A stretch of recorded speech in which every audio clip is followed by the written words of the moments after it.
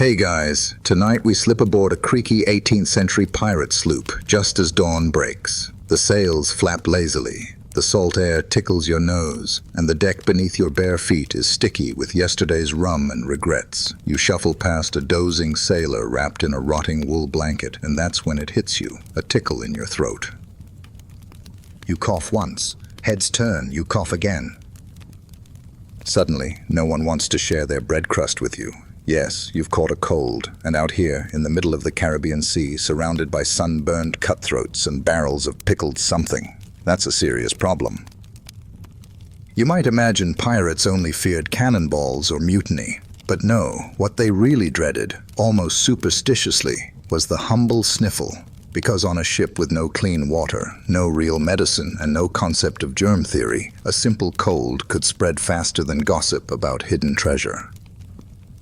So, before you get comfortable, take a moment to like the video and subscribe, but only if you genuinely enjoy what I do here. And if you're drifting off somewhere far from pirate ships and sickbay nightmares, let me know where you're watching from and what time it is right now. I love hearing about sleepy corners of the world. Now, dim the lights, maybe turn on a fan for that soft background hum, and let's ease into tonight's journey together.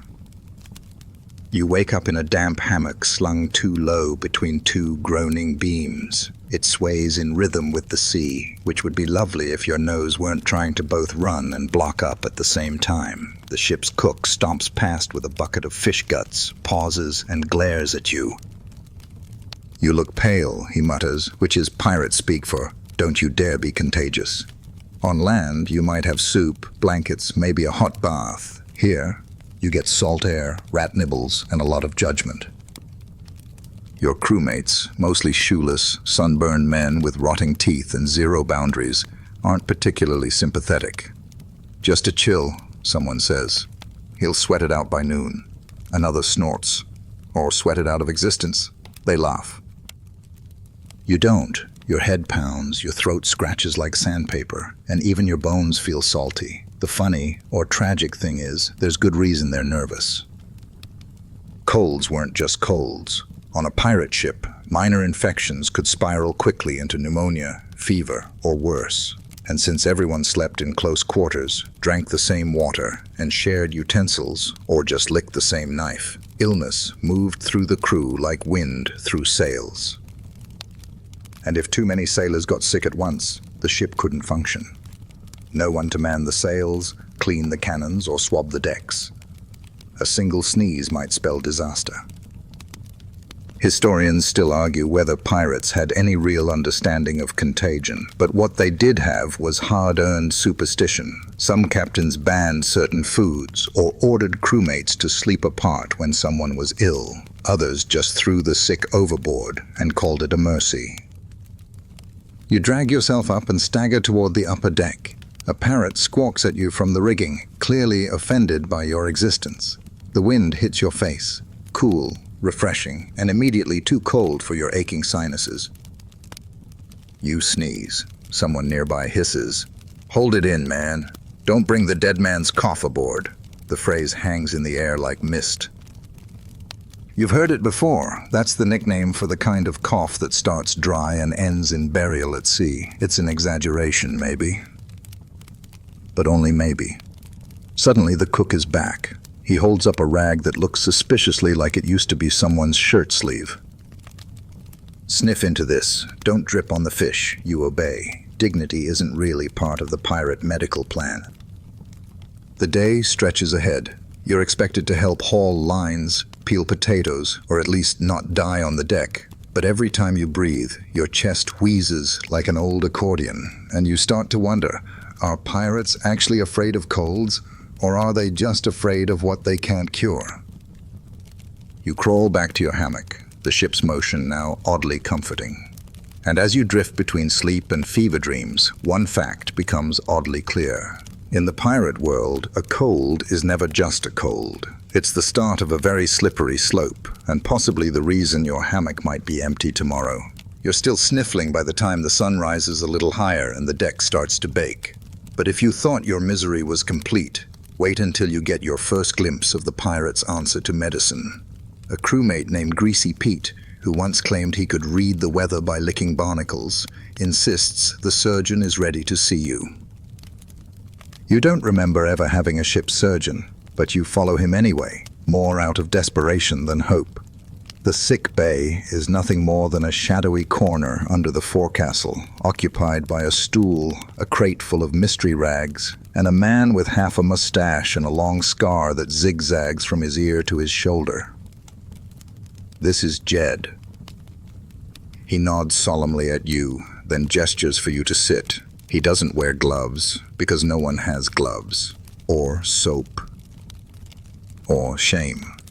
Jed opens his medical chest, which is a former rum barrel with the top sawed off. Inside are several dirty tools, a bottle of what he claims is healing spirits. It smells like lamp oil, a chunk of coral, and a crusty saw that looks suspiciously like it has never cut anything but wood. You ask what he recommends for your cold. Jed rubs his chin, considers, and then replies, "Pepper, lots of it." Up the nose. You decline. Instead, he offers a paste made from fish guts, garlic, and chewed tobacco. "It'll heat your insides and drive the demon out," he says seriously, smearing a bit on your chest like he's applying a war paint of disappointment. You smell like a cursed stew, but you thank him anyway. Historians still argue whether pirate surgeons were deliberately cruel or just admirably inventive. Their training, if you could call it that, usually came from previous jobs like butchery, carpentry, or occasionally having survived a battle. Some had assisted real doctors on Navy ships before going rogue, but on pirate vessels, knowledge was passed mouth to mouth, often along with infections. You ask Jed if there's anything else you can do. He squints at you, then offers a final piece of advice. Drink some rum and sweat it out in the sun. You have a sneaking suspicion this is his solution to everything from fevers to hangnails. Back on deck, you slump beside a barrel of salted beef. The sun is high now, and you can feel your body cooking under your shirt. Someone throws you a bottle with 2 fingers of rum sloshing around. You sip, cough, and immediately regret both. You glance at the rest of the crew, wondering if anyone else is sick. There's shouty Tom, who keeps barking at clouds, and one-eyed Nell, who's definitely muttering curses under her breath. But they seem strangely energetic, while you feel like a half-drowned possum. Greasy Pete strolls by and asks, "He give you the gut paste?" You nod. Pete winces. "He gave that to a parrot once." Parrot died. He walks off without elaborating. The day crawls forward. You try to keep busy, scrubbing, tying, pretending to listen to orders, but your head feels stuffed with cotton, and your limbs ache like you've been stretched on a rack. The worst part? You know this won't pass quickly. Pirate colds lingered. Without real treatment or rest, something as basic as nasal congestion could morph into a full chest infection. And let's not forget, pirate ships didn't exactly carry chicken soup or lozenges. You had rum, onions, if you were lucky, and the vague hope of not sneezing into someone else's hammock. Still, you push on. You sneeze again. "Cover that!" someone shouts. You raise the crusty rag Jed gave you, but it's already stiff. You don't want to know why. At the evening meal, you're offered a ladle of greasy stew with something that looks like a boiled sock floating in it. You eat anyway, because the only alternative is not eating, and losing strength isn't an option. Even if you're sick, you're expected to work. No pirate ship could afford idle hands, especially with Royal Navy ships and storms always a threat. You think back to Jed and his barrel of horrors. Maybe his gut paste wasn't medical at all. Maybe it was a way to make you feel just bad enough to forget your cold. As the sun sets, you drag yourself back below deck, stepping over snoring crew, spilled ale, and one guy quietly crying while hugging a coconut. You wrap yourself in your damp blanket, sniff once more, and brace for another night of hacking coughs, aching joints, and the growing fear that this cold might be more than a nuisance. It might be your slow ticket to a watery grave. You wake up gasping, Not from a nightmare, but because your nose is completely blocked, your throat is on fire, and the air in the lower deck smells like rotting ropes and wet goat. You roll out of your hammock and immediately step in something that might have once been stew. Possibly, you make a mental note to never sleep barefoot again. Above deck, dawn breaks with a rumble of thunder, and a light rain begins to spit from a gray sky. Perfect. Cold and wet. The exact conditions where a sniffle likes to graduate into something meaner, like pneumonia, or at least a week-long whimper. But you don't have a week, not even a day. Today you're supposed to help clean the gun deck. With a fever, you trudge down to the lower hold, where the smell of black powder and unwashed pirates hits you like a brick wall made of armpits. The ship's guns are quiet for now, but someone's already working, a barrel-chested man named Toothless Jeb, who's been here longer than the rats. He eyes you up and down and mutters, "You don't look right." You croak out, "Just a cold." He laughs. "No such thing out here. That's just death taking a polite stroll." Then he hands you a rag and points at a cannon barrel with a suspicious green smear on it.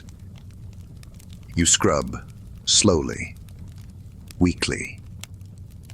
And every breath comes with a cough, one of those deep, phlegmy ones that rattles in your chest and makes the other pirates inch away from you. Even Jeb, who's survived at least 3 mutinies and once bit a crab in half, keeps his distance.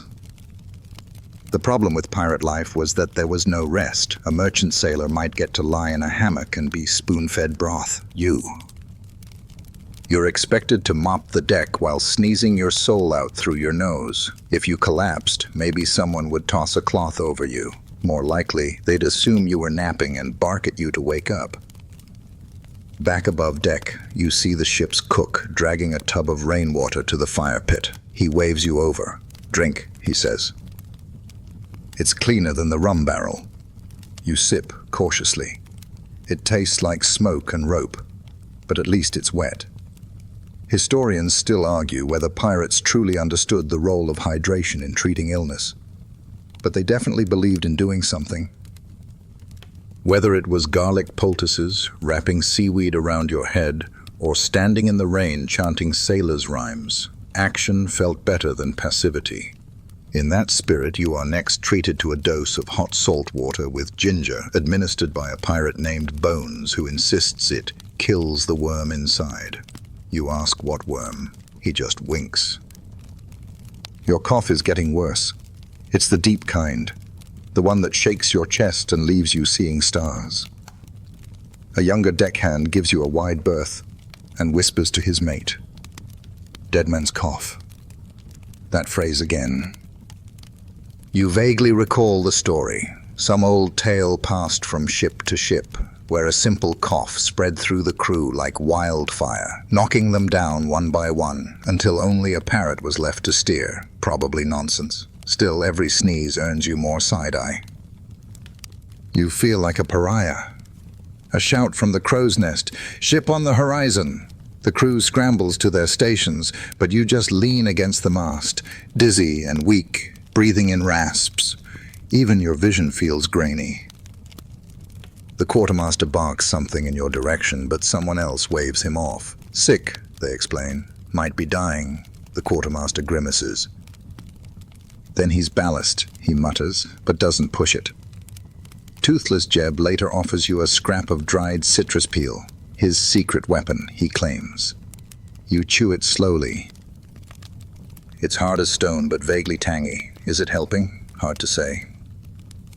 But it's not fish paste, so that's progress. You sit at the bow that evening, knees pulled to your chest, watching rain streak the sea like gray silk. A flock of seabirds wheels above you. Somewhere behind you, someone's coughing too, just not as loudly. You're not alone. You're never alone on a ship this cramped. That's the real danger. A cold here doesn't spread person to person. It spreads hammock to hammock, spoon to spoon, mug to mug. It spreads through shared sweat, sneezes on sails, whispered jokes in tight corridors. And when it settles in the lungs, when the cough doesn't fade but deepens, when it starts to feel like breathing is a full-time job, that's when the stories get grim. You stare out at the water. The sky is softening. The fever hums in your bones like a sea shanty with no chorus. You wonder, how many pirates, out here on the vast blue nowhere, died not from sword or storm, but from a cough that no one took seriously? By the next morning, your cold has firmly unpacked its bags and decided to settle in. Your nose feels like it's stuffed with damp rope. Your throat's roarer than a parrot's vocabulary, and your body aches as if you've been keel-hauled overnight. Every muscle groans in protest as you hoist yourself from the hammock and try not to pass out in the process. Congratulations. You've now hit what pirates referred to in hushed tones as the second tide. You stumble onto the main deck just in time to hear someone shouting about a shortage of vinegar, which wouldn't matter much, except vinegar was about the closest thing pirates had to a cleaning agent, a medicine, and a condiment all rolled into one. You vaguely remember the ship's medic, or let's be honest, Jed, claiming it could treat infections. Or was that to cause infections? It's all a blur now. Your stomach growls. The cook tosses you a hard biscuit that could double as a murder weapon. You gnaw on it like a desperate rodent, and it crumbles into a powder that immediately clogs your sinuses further. Someone laughs and says, "That'll soak up the fever." You're not sure whether they mean that literally or just hope it plugs your nose like a wine cork. Today's job? Cleaning the latrines, or rather the designated poop barrels that slosh with every wave. You wonder if pirates feared colds because a runny nose forced them closer to the smell of everything else running on the ship. You gag more than once, and not just from the scent. Your body is heavy, feverish. The world tilts, even when the sea doesn't. The sky above you is an impossible blue, but your vision feels gray. You pause, hand on a barrel, and try to catch your breath. It's then that one-eyed Nell saunters over, holding something suspiciously alive in a net. "Eel oil," she says, offering you the slimy sack. "Good for fevers, and it scares off deck spirits." You politely decline, but she insists on smearing a little on your forehead anyway. It smells like regret. You're starting to think half the pirate medical tradition was just seeing who could gross you out enough to distract from your symptoms. Historians still argue whether any of these folk remedies had real merit. Some say the garlic and eel concoctions might have had antibacterial properties. Others think pirates just did whatever felt vaguely heroic or dramatic. After all, what's more piratey than battling a cold with firewater and fermented tentacle juice? But the bigger issue wasn't the lack of knowledge, it was the lack of resources. No citrus, no clean linens, no quarantine protocols, no real hope. When someone got sick, the question wasn't, how do we cure them, but how long before we lose them? By mid-afternoon, you're slumped beside a stack of crates, watching a fly try to land on your boot, but reconsider. You must be too gross even for insects. That's a new low. A fellow deckhand hands you a makeshift tea made from boiled bark and what he calls sky moss. It tastes like sadness with a hint of desperation. Still, you drink. Then comes the sound no one wants to hear, the dry, rattling cough of another sailor. You glance over to see old Ben, the navigator, doubled over with his face in a rag. He's sweating buckets and his beard's matted with mucus. Great, now it's spreading. A few of the crew exchange looks. You catch snatches of muttered words. Quarantine, last time, storm off Brazil. Something about a voyage where half the crew went down with fever. You see it in their eyes. The fear isn't about one man getting sick. It's about everyone getting sick. That night, there's talk of moving sick men to the lower hold. Of course, that's also where the food barrels are. So the logic is less isolation and more hope the garlic smell wards off disease. You curl up in your hammock and pull the scratchy wool blanket over your face. Your chest rattles with every breath. Somewhere nearby, someone sings a low shanty about drowning in port. It's oddly comforting. Before sleep takes you, a final thought drifts across your foggy mind. Maybe pirates didn't fear colds because they were weak. Maybe they feared them because they were the one enemy you couldn't fight with a sword. By now, you've accepted your fate. You're the ship's designated sick guy. Everyone knows it. Some avoid you entirely. Others toss half-eaten rations your way, like they're feeding a zoo animal. One pirate even left you a small wooden carving of a skull with a runny nose. Charming. You try to do your part. You sweep when you can stand. You peel potatoes when your hands aren't trembling. You even attempt to help with sails, though someone kindly suggests you're more use as a paperweight. Your strength's gone, your appetite too. You sip tepid water and cough into your elbow like it matters. Today's main event? Shared rum. The barrel's finally been cracked open, and the crew passes around tin mugs in celebration of something. No one remembers, but in pirate life, any excuse to drink is good enough. You eye the mug as it approaches, glistening with backwash and mystery. A half-hearted cheers is muttered before it's thrust into your hands. You hesitate. The stuff is strong enough to kill flavor, mood, or brain cells. Maybe even bacteria, though that's optimistic. With a shrug, you sip. It burns down your throat like fire and briefly makes your sinuses tingle in a good way. Then the coughing begins. So much for subtlety. Greasy Pete claps your back a little too hard. That's it. Burn the beast out, he cheers, ignoring the fact that you nearly coughed up a lung. The truth is, pirates love to share rum, food, stories. Unfortunately, they also shared germs, mugs, knives, pipes, everything passed from hand to hand. You remember watching a sailor clean his teeth with the same blade he used to cut rope. You remember him offering you a bite of salt pork immediately afterward. You declined. He shrugged. Builds character, he said. Historians still argue whether pirates grasped how diseases spread. They had no microscopes, but plenty of instincts. Sailors knew when something was catching. They didn't have germ theory, but they had pattern recognition. When one person sneezed, 3 more followed. When someone coughed at dinner a week later, you needed more hammocks than hands. And yet, despite all this, they had no real hygiene systems. Water was scarce and often green. Hands were only washed when it rained. And don't even ask about dental care. If you caught a cold, you were expected to power through. Unless you physically collapsed, no one spared you the heavy work. You're lucky in a way. You've got a relatively quiet corner to yourself now, your own hammock that no one wants to borrow. Even one-eyed Nell avoids sitting near you. She claims she's warded herself with eel juice, but she doesn't look convinced. Evening settles in, and the crew begins their usual dice game. A few sailors sing, a few bicker, and one weeps softly while plucking at a broken violin string.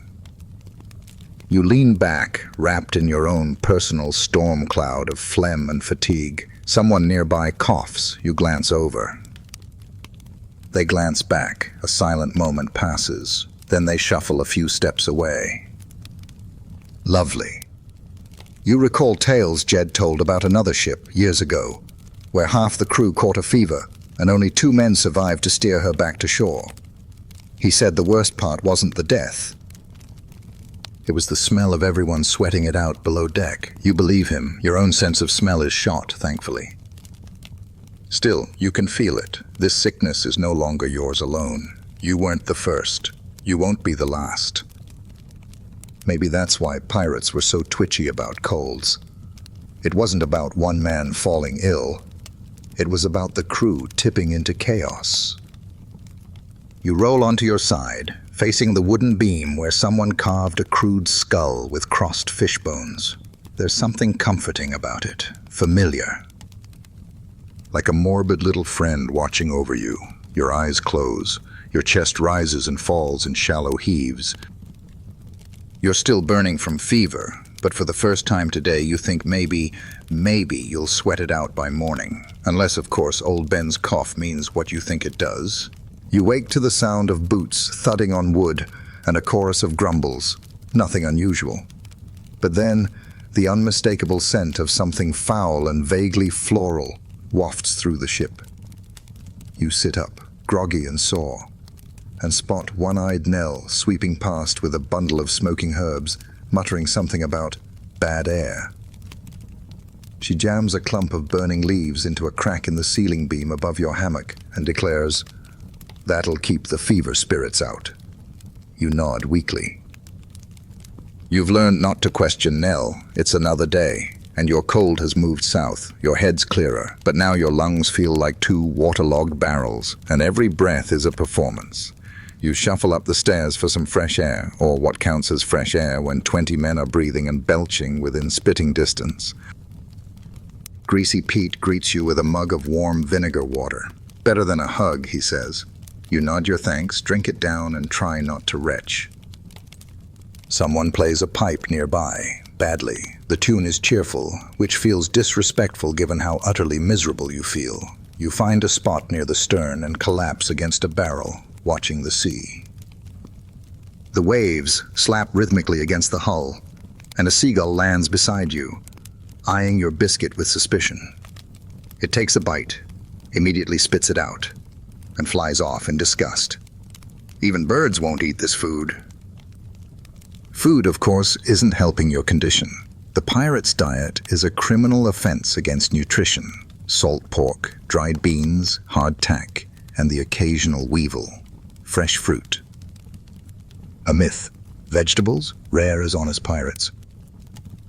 This diet doesn't just lack vitamin C, it lacks joy. And that matters, because without proper nutrients, your immune system is about as effective as a wet matchstick.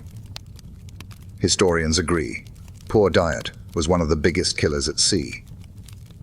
Scurvy was famous, but colds became lethal too, fevers that couldn't break, coughs that led to infection. Your current condition? Textbook case of what happens when your body's defenses have packed up and gone looking for an orange grove.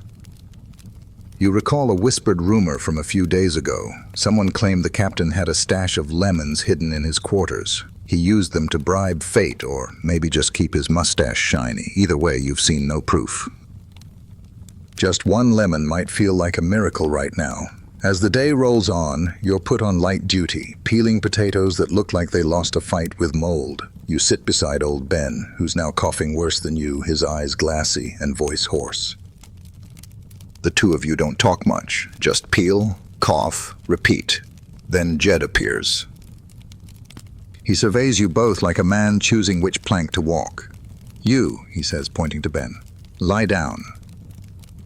You," pointing at you, "keep the potatoes. You're still halfway useful." Encouraging. Ben shuffles off, and Jed turns back to you. "Keep hydrated," he says, handing you what appears to be the leftover fish paste tea. You sigh, nod, and take a sip. It's worse than you feared. But you drink it anyway. Later, Nell returns, this time with a handful of blue-gray moss she scraped off the side of the hull. "Boil this," she says. Clears the lungs, or at least clogs your other pipes, so you forget your lungs exist. You accept it gratefully. Historians still argue whether moss teas and bark broths had genuine curative powers or were just elaborate dares. Some sea cultures did know the value of certain herbs, but pirates, they used whatever didn't bite back. That night, you can't sleep. Not because of fever dreams, though those are still present, mostly involving dancing lemons, but because of the coughing. The whole lower deck is a symphony of sick noises. Someone's wheezing like a broken bellows. Someone else is groaning in his sleep. You and Ben take turns coughing in counterpoint. You try to focus on something else, the swaying of the ship, the creaking of the timbers, the occasional squawk of a restless bird in the rigging. And as your thoughts drift, one truth settles in like the weight of wet blankets. You're surviving, barely. And in pirate terms, that's practically a vacation. It's a cruel irony, really. On land, sick people sleep in beds, sip broth, and get doted on by worried mothers or fussy apothecaries. Out here, you get a wet canvas hammock, half a biscuit, and a crewmate named Gut Bucket who mistakes your sneezing for mutiny. This morning begins with the usual chorus of coughs echoing through the hull. You wake up with your mouth dry as sawdust and your blanket somehow colder than the air itself. There's no such thing as cozy on a pirate ship, especially when you're sick. Moisture seeps into everything. Your clothes cling to you like swamp moss, your boots squelch when you walk, and the hammock's made of something that smells like it might still be alive. You make your way topside. The ship is anchored near a small cove for the morning, and for once the air smells less like humanity and more like seaweed and warm wind. A few gulls circle lazily overhead. The crew is subdued, less raucous than usual. Maybe it's the heat, or maybe it's the fact that half the ship is now sniffling or coughing. You sit against a coil of rope and glance toward the makeshift infirmary, if you can call it that. It's basically two hammocks pushed together under a tattered tarp, with Jed fussing about like a grumpy midwife. Old Ben is still in there, wheezing through his beard like a worn-out bellows. You're handed your breakfast, salt pork and a damp biscuit. Again, you take 2 bites and give up. Your appetite's vanished, replaced by a kind of dull nausea. You sip some water and hope it's not the kind that gives you visions of sea goats. By now, your cough has mellowed, though it still lurks deep in your chest, like a villain in a cheap novel. Your head swims and your joints ache every time you lift a mug or turn too quickly. Still, you're not the worst off, not anymore. As you watch Nell prepare a poultice out of fish skin and pine ash, you can't help but feel weirdly grateful. Not for the treatment, mind you. It smells like old socks and sadness, but for the care. In their own crusty, bizarre way, your fellow pirates are looking after each other. Historians still argue whether pirate ships had real communal bonds, or if it was just survival instinct. But out here, where the nearest doctor is a month's sail away, and death is a slip on a wet rope away, you take whatever comfort you can get. Even if it comes wrapped in fish skin, your tasks today are light. Jed decides you're on cabin watch, which mostly involves sitting near the captain's quarters and making sure no one steals his boots while he's napping. You're pretty sure this job was invented for people too sick to be useful but not sick enough to bury. While on duty, you get a visit from Greasy Pete, who gives you a single lemon slice wrapped in cloth. "Captain's private stash," he whispers. "Don't say I gave it to you. It's the most precious thing you've held since your last dry pair of socks." You lick it slowly, savoring the burst of sour sunshine. Then something unexpected happens. It rains. Not a storm, just a gentle drizzle, warm and steady. The crew groans, of course. Rain means wet hammocks, slippery decks, and the chance of slipping into the sea during a midnight bathroom trip. But for you, it's relief.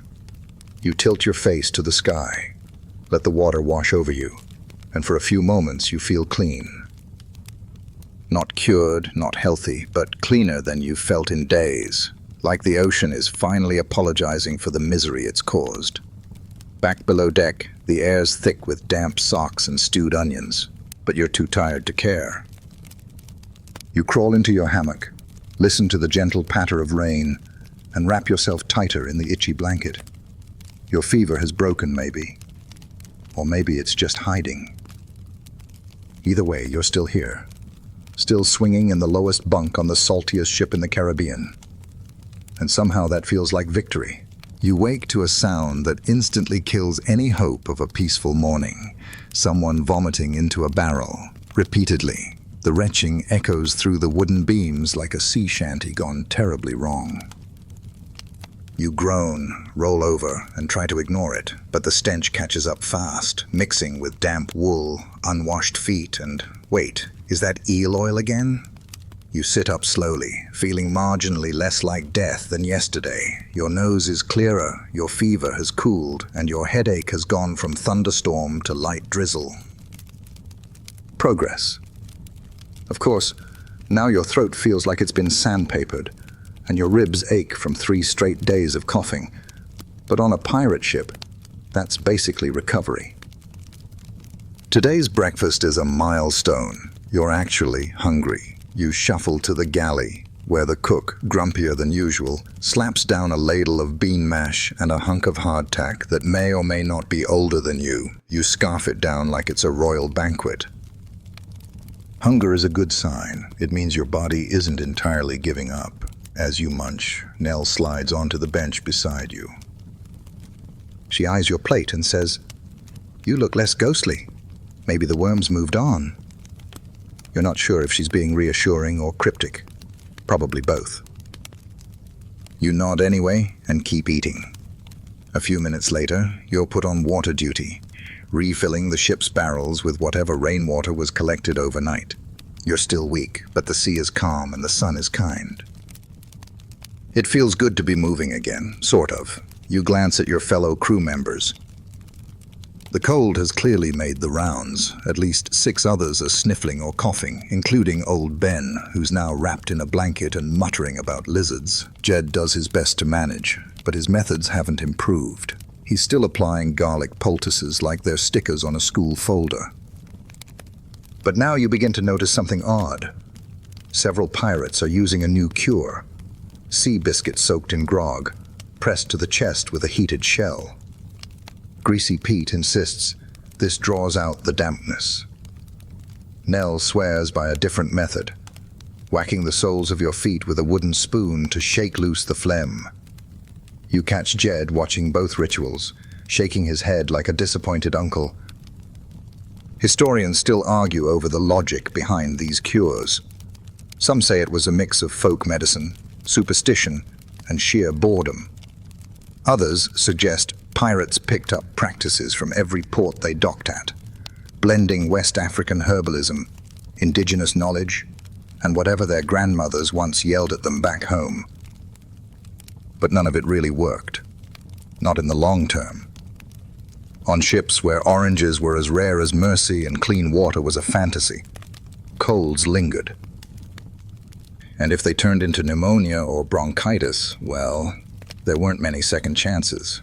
You remember a tale Jed told about a ship's boy who started with a sniffle and died 3 days later, buried with only a button from his vest as a grave marker. Morbid, sure. But it stuck with you. This evening, as the sun dips and the sea glows golden, the captain appears for the first time in days. Rumor had it he was holed up in his cabin with a mysterious rash and a hatred for human interaction. But he seems healthy now, or at least upright. He gives a speech, more of a mumble, about staying strong and respecting the chain of command. Then he sneezes. Loudly, silence falls across the deck. A few pirates instinctively take a step back. One of them crosses himself. Another whispers, "Dead man's cough." You stifle a laugh. The captain glares, wipes his nose on his sleeve, and storms off. You're left with a strange sense of comfort. Not schadenfreude exactly, just the realization that everyone's vulnerable. Even the big man with the big hat. You're not alone in this misery. You lean against the rail, breathing in salt and seaweed.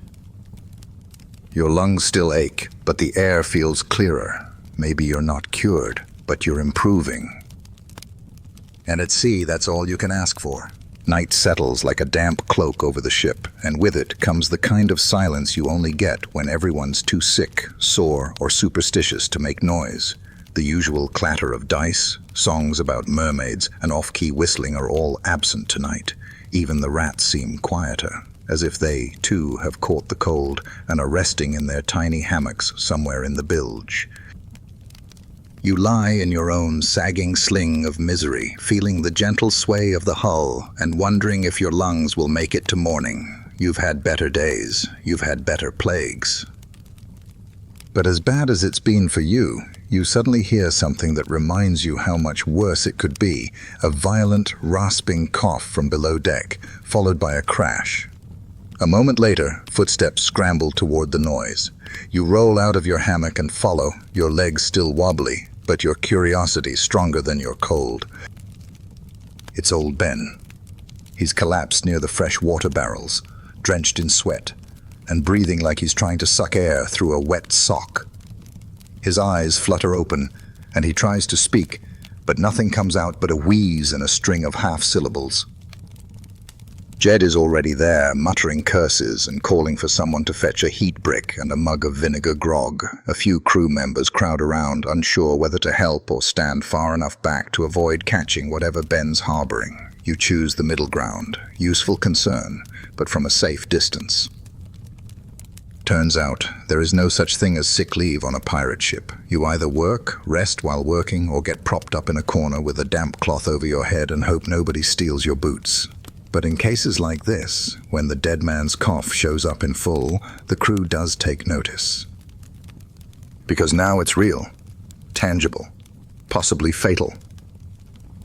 No one says the word quarantine, but the mood shifts. Ben's bedding is dragged further from the rest. His cup is clearly marked with a fishbone tied to the handle. The ship's cat avoids him. Even Jed uses a stick to poke the blanket back over him. The idea of isolating the sick isn't new. Pirates, despite their grimy image, did understand the danger of contagious illness. They just didn't always have the means to do much about it. If a man was too sick to stand, he'd be set aside with whatever charms or brews were available, and then mostly ignored. It wasn't cruelty. It was efficiency. You're sent back to your bunk with another mug of sweat tea, a mix of hot water, salted herbs, and something Jed insists is medicinal bark. It tastes like boiled regrets, but you drink it anyway. You lie awake, listening to the faint coughs, the shift of the hull, the quiet creak of ropes above. The air is thick with tension and the earthy scent of wet canvas. You think back to the stories Jed told about ships that lost entire crews to fever. Silent vessels drifting for weeks, found with only one or two survivors clutching spoons and muttering to ghosts. You shift in your hammock, suddenly aware of how close everyone sleeps, how easily breath travels, how little separates you from Ben's fate.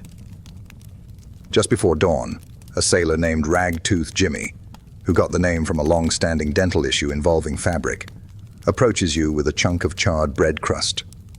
"Burned on both sides," he says. "Good for your lungs." Or your guilt.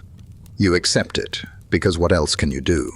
Historians still argue whether charcoal and burnt food were actually helpful for illness, or if they were just the leftovers nobody wanted.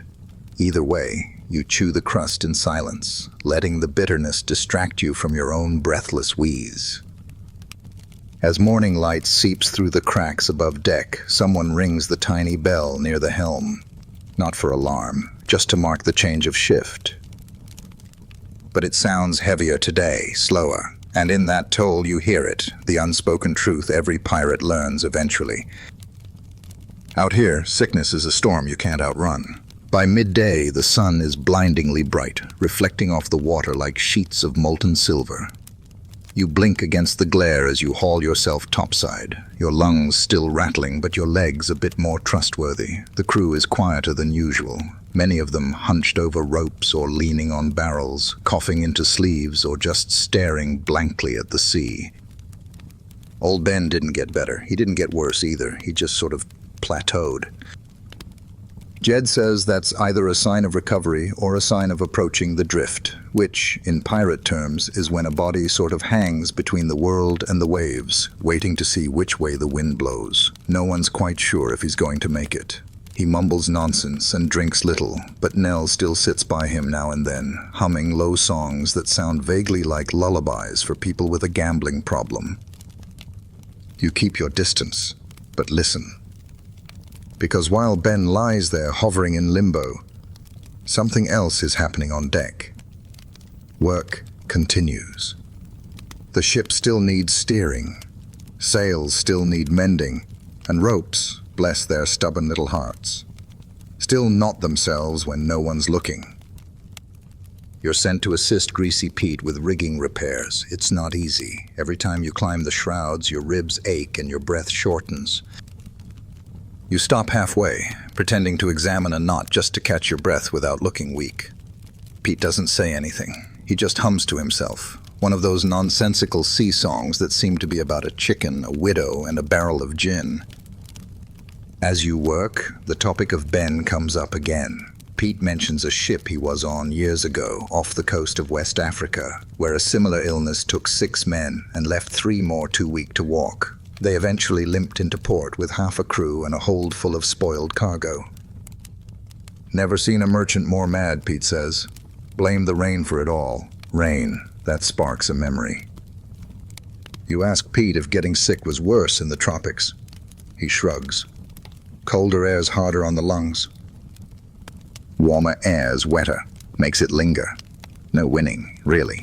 Historians still argue over whether climate truly played a larger role in pirate illnesses. Cold winds made colds worse, sure, but tropical regions introduced new fevers, fungal infections, and parasites that turned a scratchy throat into a full-body revolt. Pirates had to contend with everything: the chills of the North Atlantic and the steamy grip of Caribbean humidity. And the ship wasn't exactly a spa retreat.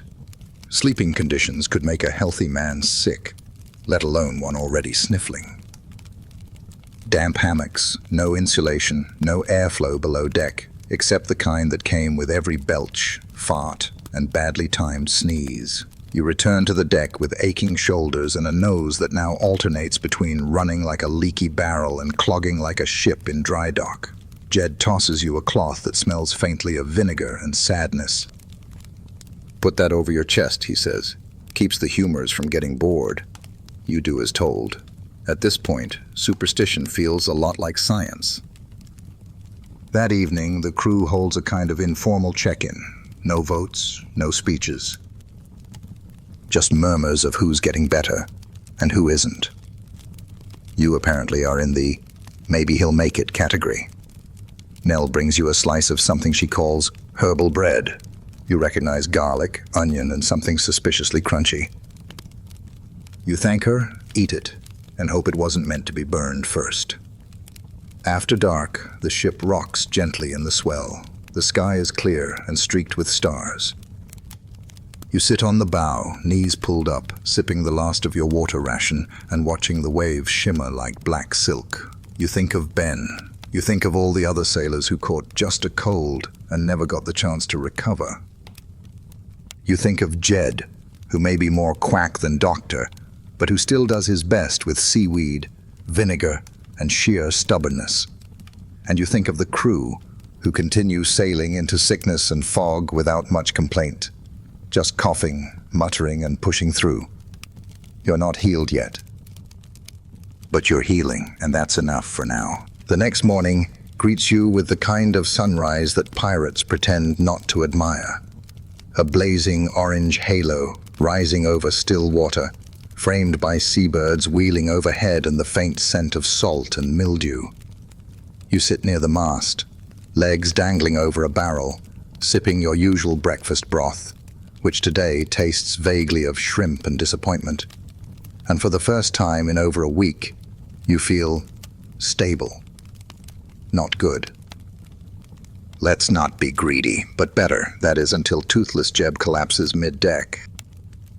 1 minute he's retying a sail knot, the next he's flat on his back, arms splayed like a poorly staged theater death. Jed rushes over, muttering about the fever wind and demanding someone bring his satchel of garlic cloves and chalk. Nell appears with a handful of dried herbs she claims are from a very reputable swamp. As for you, you're pulled into duty. Not because you're well, but because you're less sick than others, which, in pirate logic, qualifies you for the front lines. Your task, helping Jed carry Jeb to the makeshift infirmary. You grab the feet. Jed grabs the shoulders. Together, you shuffle him below deck, trying not to drop him or breathe in too much of the sweat and garlic haze radiating off his body.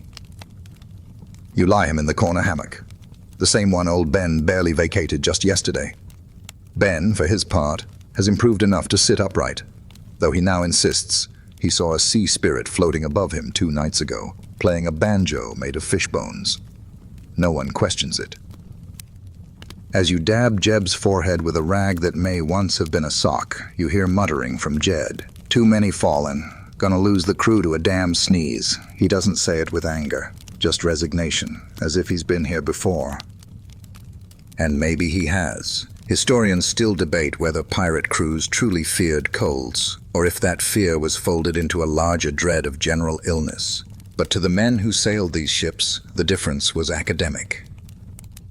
If a cough could kill, it didn't matter what label you stuck on it. Colds, fevers, flux, or black breath. They were all specters that stalked the ship, hiding in shadows and hammocks, striking without warning. As the day wears on, you find yourself in a strange role, the not-quite-sick helper. You carry water, deliver bowls of soup sludge, and do your best to stay upbeat. You even get a few chuckles from Nell when you impersonate Jed's gravelly voice and his obsession with balancing the humors. But despite the occasional laugh, you see the worry mounting. This cold isn't going away, it's mutating. Jeb begins coughing by mid-afternoon, deep, chesty hacks that echo through the hold and leave him curled in pain. You see it in the faces of the crew. They've heard this kind of cough before. And it doesn't always end with recovery. The fear starts to creep back in, not the panicked kind, but the quiet kind. The way people subtly avoid touching shared spoons, the way Nell blesses herself before drinking from the grog cup, the way Jed washes his hands for the first time in recent memory, using a rag dipped in rum. During supper, the mood is grim. The stew is too thin, the biscuit too dry, and the only entertainment is Ragtooth Jimmy's attempt to juggle potatoes, which ends in one sailing overboard. No one laughs. Everyone's listening for the sound of another cough. You overhear a conversation between the quartermaster and Pete. Low voices, grim tones. Something about putting into port early. Maybe finding a real doctor, or at least fresh supplies. That's when you realize this cold has officially disrupted the voyage. In pirate terms, that's serious. Treasure hunts can wait, battles can be avoided. But illness spreads and weakens. If half the crew goes down, the ship's dead in the water, and every pirate knows that an idle ship is easy prey. You return below deck to check on Jeb. He's asleep now, or something like it. Jed snores beside him on a crate, still clutching his chalk and garlic. The air is thick with humidity, sickness, and something sharp. Fear, maybe, or rosemary. Nell's been burning herbs again. You lie back in your own hammock, feeling the sway of the sea, the churn of the ship's belly. You're tired, not just in your body, but in your bones.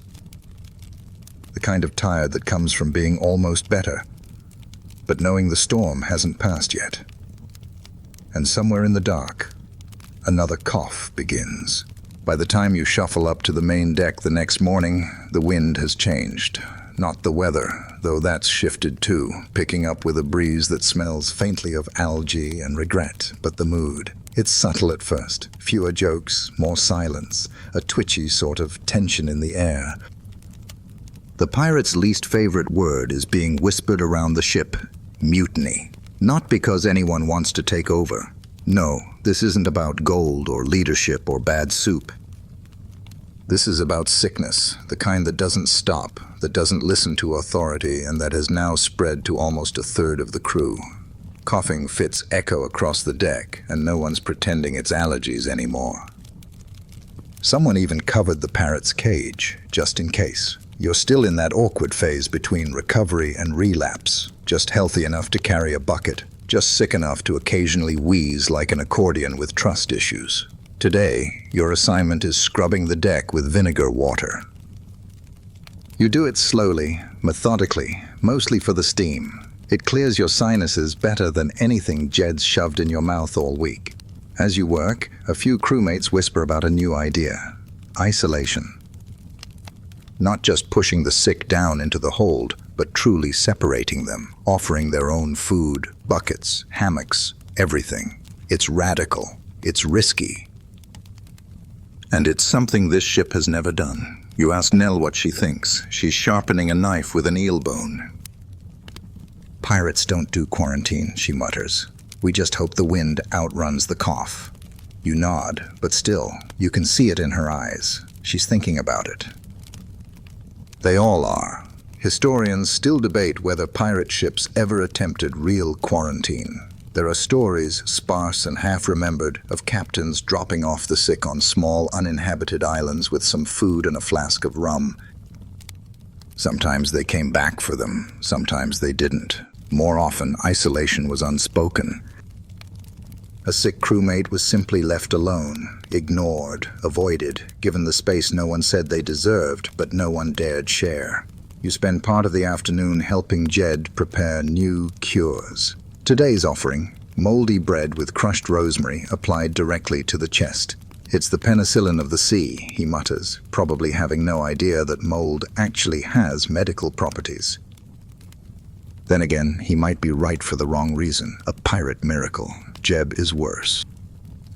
Much worse. His breath comes in shallow huffs, and his skin has taken on the pale, waxy look of someone who's thinking about leaving his body behind, just to avoid the next round of Jed's treatments. The crew takes turns checking on him, but you're pretty sure it's more out of fear than affection.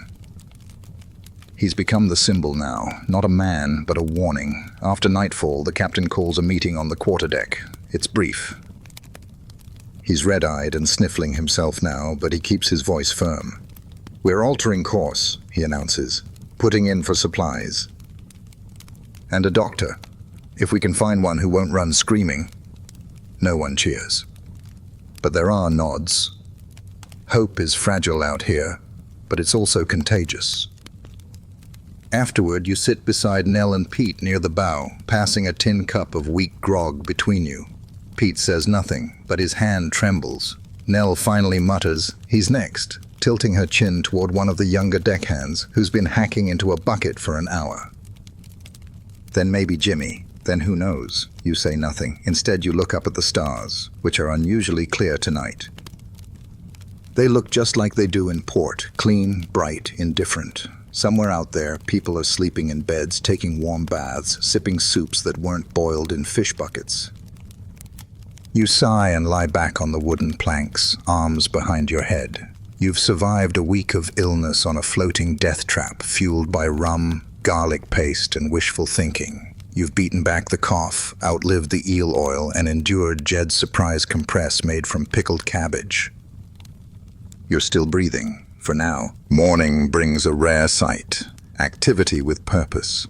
The ship is in full sail now, angling toward a chain of hazy islands just visible on the horizon. The captain, still sneezing between orders, has made it clear, port or no port, this ship needs resupplying, and it needs relief. The mood aboard is tense, but focused. Sick or not, pirates know how to move when land is in sight. You're assigned to deck prep, which mostly means coiling ropes and pretending not to hear Jed mutter about bile levels and balancing the dry with the moist. He's smeared a brown paste across his cheeks that smells suspiciously like clove and rum. You don't ask. As you work, Pete stumbles by and hands you a pouch of dried something. "Chew it," he says. "Local cure from when I was marooned on St. Nigel's." You pop a piece in your mouth and instantly regret it. It tastes like mildew rolled in soap. Pete watches you grimace and says, "It grows on the north side of turtle shells." Of course it does. You spit it out discreetly. Below deck, Jeb isn't speaking anymore. He stares at the beams above his hammock, lips parted, eyes glassy. Nell sits beside him, whispering a song under her breath. Something about home, and sheep, and a pie you'll never taste again. Jed is doing his best to keep the other sick stable. There are now 6 of them lying in hammocks, swaddled in damp blankets and breathing through wheezes and groans. Every time Jed finishes tending to one, another starts coughing. You ask him if he's worried. He shrugs. "I worry when I have time. I don't." And he moves to the next patient. In truth, the crew's numbers are dwindling, at least in terms of who can walk a straight line.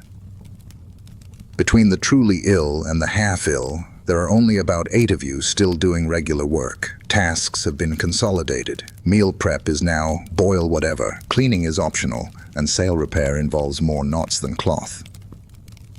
You take a short break by the railing, sipping tepid water and watching gulls circle the mast.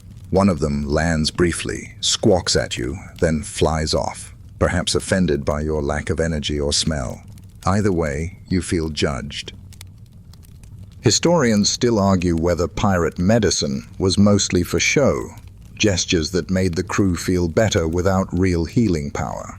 But gestures matter, especially when death is close. When Jed lays warm cloths across chests or Pete offers his turtle rot chewables, they're keeping something alive.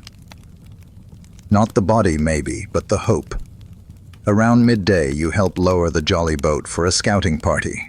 The captain himself won't go, too risky, but Pete, Nell, and another sailor named Sooty Jack are sent to search the islands for citrus, herbs, or, failing that, not poison.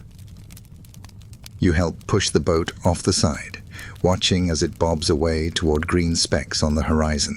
You feel a strange pang in your chest, not fear exactly, but a longing to be anywhere but on this ship of coughs and curses. By evening, the remaining crew gathers for the usual supper, salted fish and hardtack, softened with hot vinegar water. It's the closest thing to soup you've had in weeks. The silence around the bowls is telling. Every throat is sore, every back bent, every eye wary. Suddenly, a thud from below deck. A few pirates bolt down the ladder. You follow. It's Jeb. He's fallen from his hammock, his body limp, his eyes fluttering. Jed is already there, holding a bottle of what he calls the last good rum. Not for drinking, well, not only. He dribbles a bit on Jeb's lips and dabs some on his brow. No one speaks, no one moves. Jeb's chest rises once, twice, then nothing. Just stillness. Jed lowers his head. The crew slowly backs away, leaving him alone with the body. Nell lights a lantern and hangs it near the beam. Back above, the mood is muted. No one shouts, no one drinks. The stars come out like a funeral procession, scattered and cold. You sit near the stern, legs pulled in, arms around your knees. You made it another day, but not everyone did. And tomorrow, that'll depend on whether the boat returns with lemons, herbs, or just 3 more coughing pirates. You don't sleep much that night. No one does. Even the usual snores have quieted, as if the ship itself is holding its breath. The air feels thicker somehow, saltier, heavier, and every creak of the timbers beneath your hammock sounds like a whispered warning. At dawn, you climb topside before the bell rings. The sea is calm, glassy. No sign yet of the jolly boat, just a horizon full of vague promise and vague dread.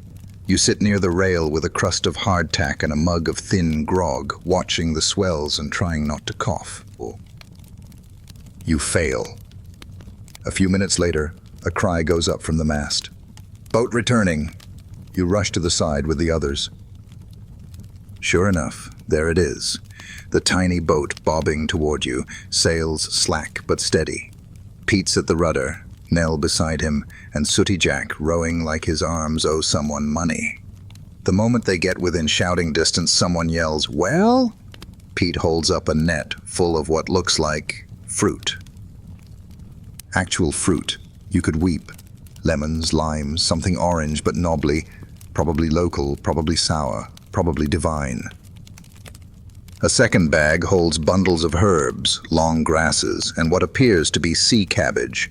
Not exactly pharmacy grade, but to a pirate crew with a communal chest cold, it might as well be a miracle.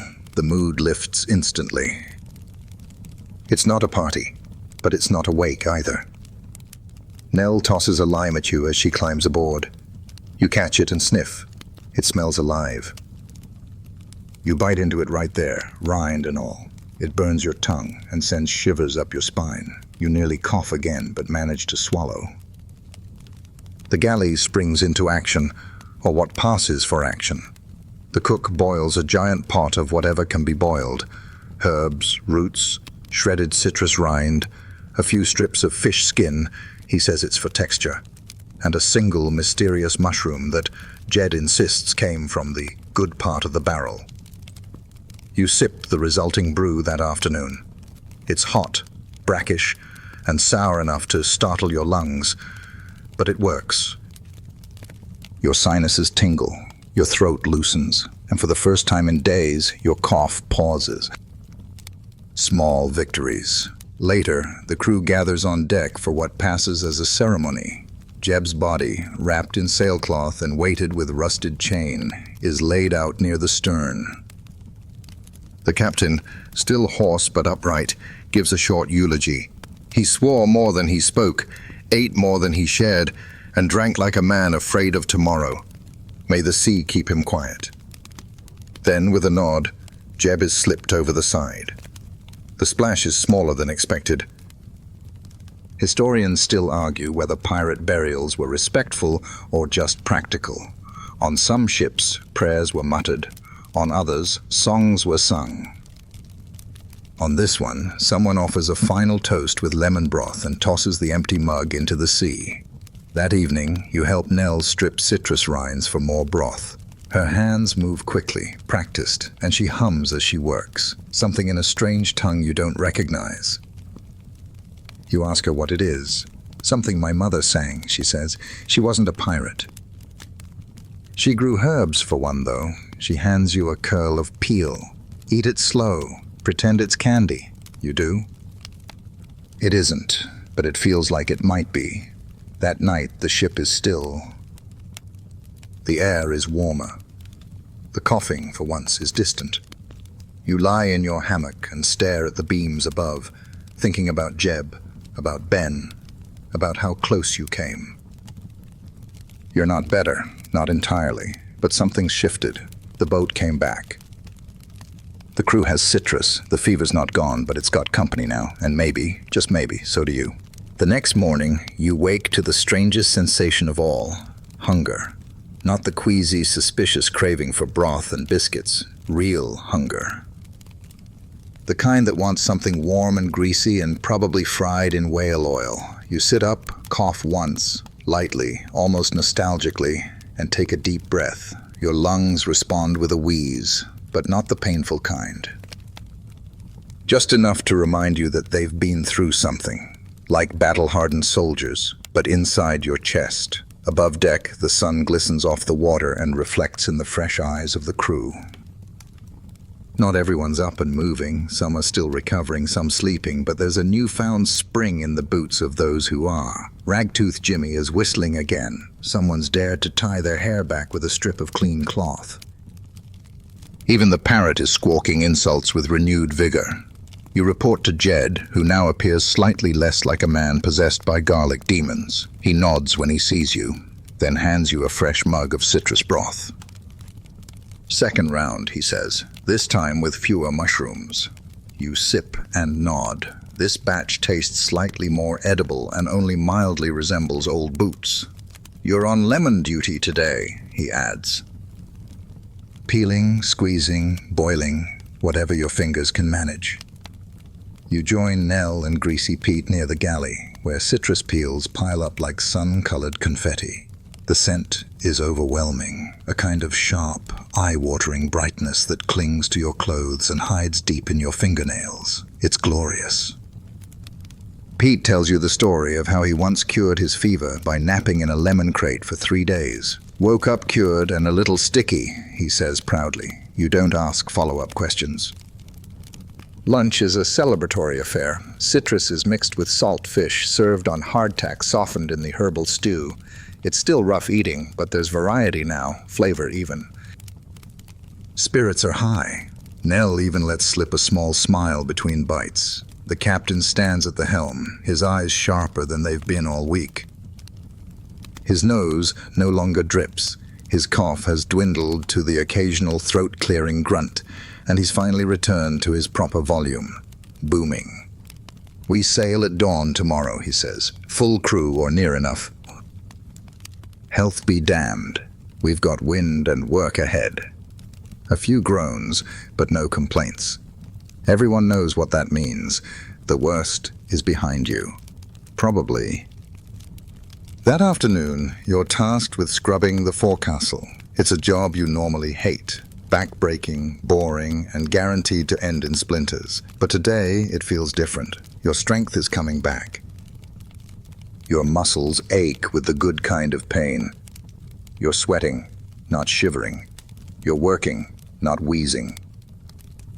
Historians still argue whether pirates genuinely bounced back from sickness this quickly, or whether they simply faked recovery to avoid being thrown overboard or losing their hammock to someone else. But there's a real shift here. You want to work, not just to stay busy, but to feel like yourself again. As the sun dips, casting gold across the waves, someone starts singing a low shanty. Nell joins in. Then Pete. Even Jed hums along.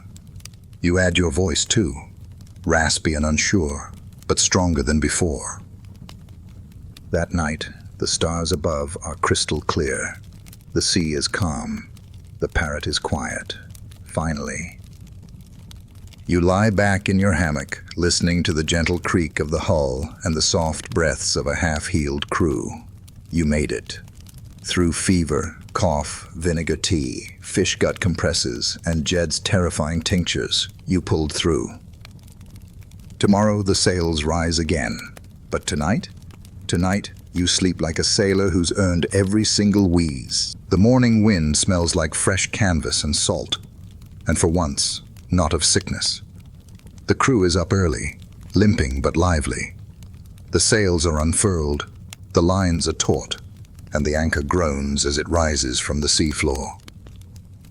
You're standing near the capstan, pulling your weight alongside a half-recovered Nell and a fully recovered, but still very much coughing, greasy Pete. He insists the cough is just for flair. You believe him, mostly.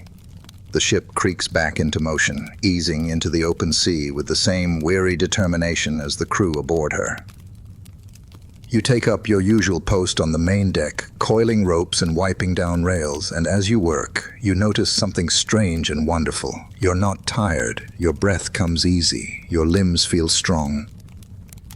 Your cough is quiet, the plague has passed. Not for everyone. Jeb's gone, Ben is still not quite himself, and Ragtooth Jimmy has developed a suspicious twitch. But for you, the fog has lifted. And even more miraculously, it seems to have lifted for most of the crew too.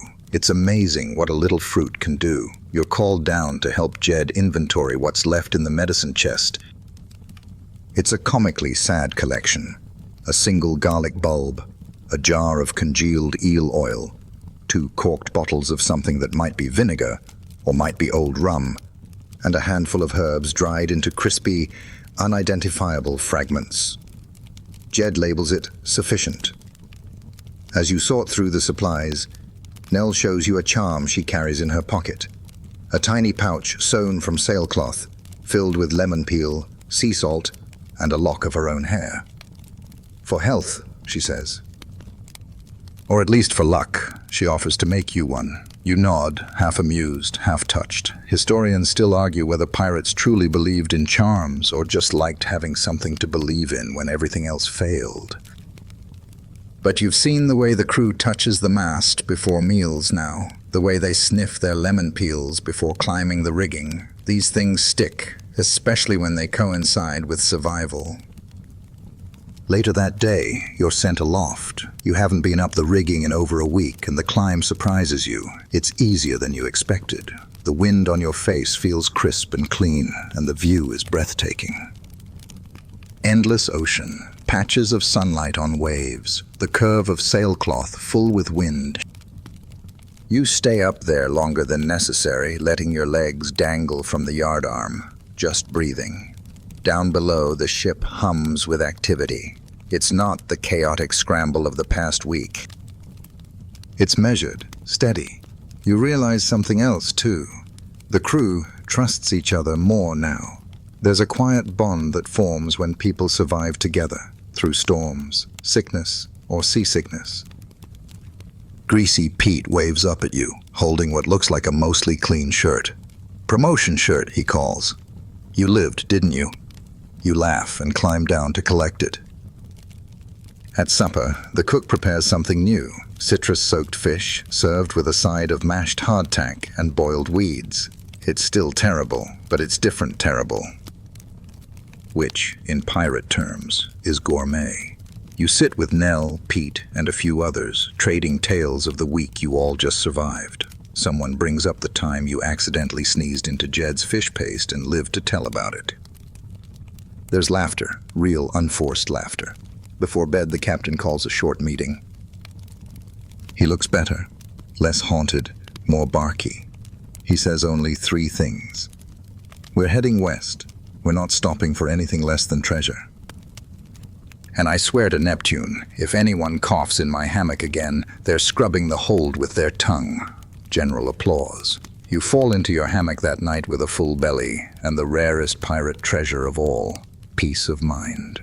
The creaks of the ship are comforting now. The sway feels like a lullaby. Even the parrot has found his voice again, though, unfortunately, it's just him shouting, "Jed's a menace," every few minutes. You smile. You survived the pirate's worst nightmare, not storm, not sword, but sickness. You survived the cold.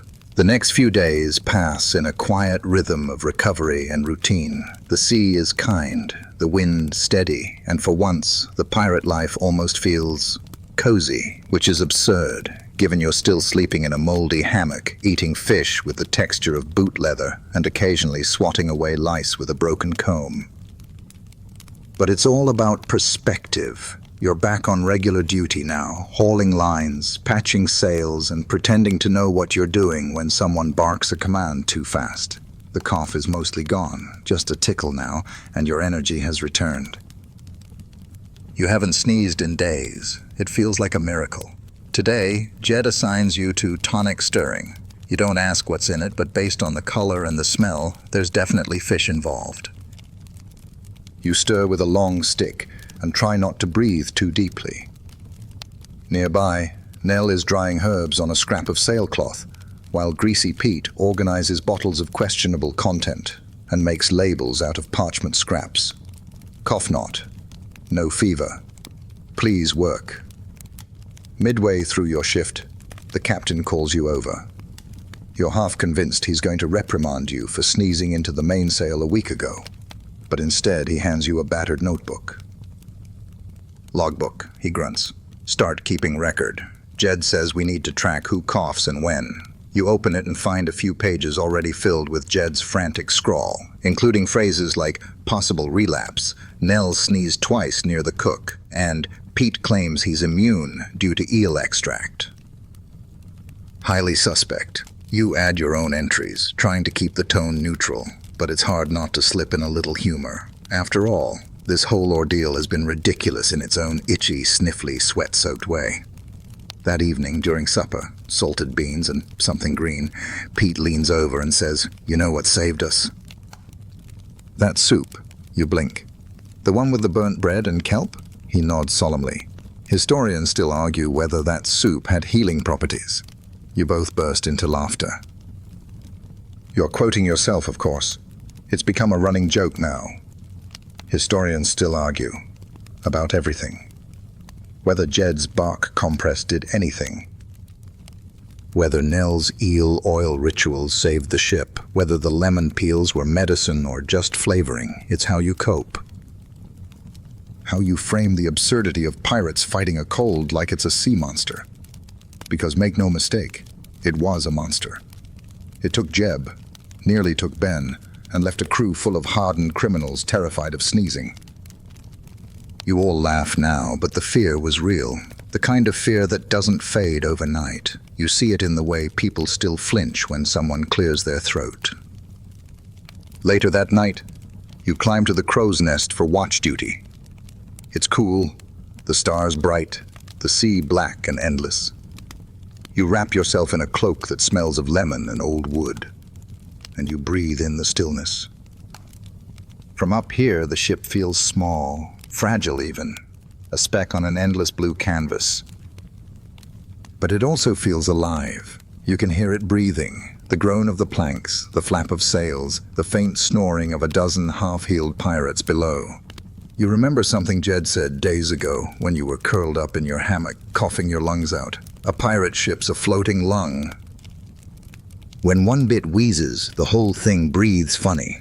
He was right, but you've made it through, mostly. You jot one final note in the logbook before climbing down. Day 17, crew status, upright, eating, grumbling. Jed still terrifying. Pete smells like soup. Spirits high. You close the book, tuck it under your arm, and smile. Let the historians argue all they want. You were there. You lived it. And for the first time in days, maybe weeks, you feel, dare you say it, healthy. The sun rises pink and soft the next day, spreading its glow across the deck as if trying to cleanse the ship of every last remnant of illness. It almost works. The crew stirs early, and while some still cough and limp and sneeze in twos, there's a new sound taking over. Laughter. Not the forced kind. Real, wheezy, been-through-it-together laughter. Today you're assigned to sail patching. You settle under the main mast with a needle the size of a dagger and a bolt of rough canvas across your lap. Nell joins you, quietly stitching beside you. Her fingers are quick, and her eel oil pouch swings from her belt like a badge of honor. "You're looking less like a walking death sentence," she mutters, without looking up. "Thanks," you reply. "You're glowing like someone who survived 3 ghosts and a bad batch of soup." She smirks. That's as close as Nell gets to affection. As you stitch, the stories start rolling. Ragtooth Jimmy insists he saw a spirit leave Jeb's hammock and float into Jed's rum bottle. Jed claims he caught it and drank it down, which he believes is why he hasn't gotten sick. Greasy Pete's working theory is that the illness was caused by a cursed gull he once insulted in port. The parrot, for its part, now occasionally mutters, "No curses, just colds," which may be the most reasonable voice aboard. Still, the ship is different now, more cautious, more respectful. It's odd. You wouldn't expect a crew of thieves and sea scoundrels to change, but illness makes philosophers of even the roughest pirates. They talk more quietly. They share food more often. Jed even washed his hands, twice. Today, the most surprising thing happens yet. The captain calls for a crew-wide toast. It's not grog, it's lemon broth. Sour, warm, and faintly disgusting, but it's medicine, symbolic even. He stands at the helm, raises his mug, and barks, "To the wheezers who didn't croak." A cheer goes up. You drink.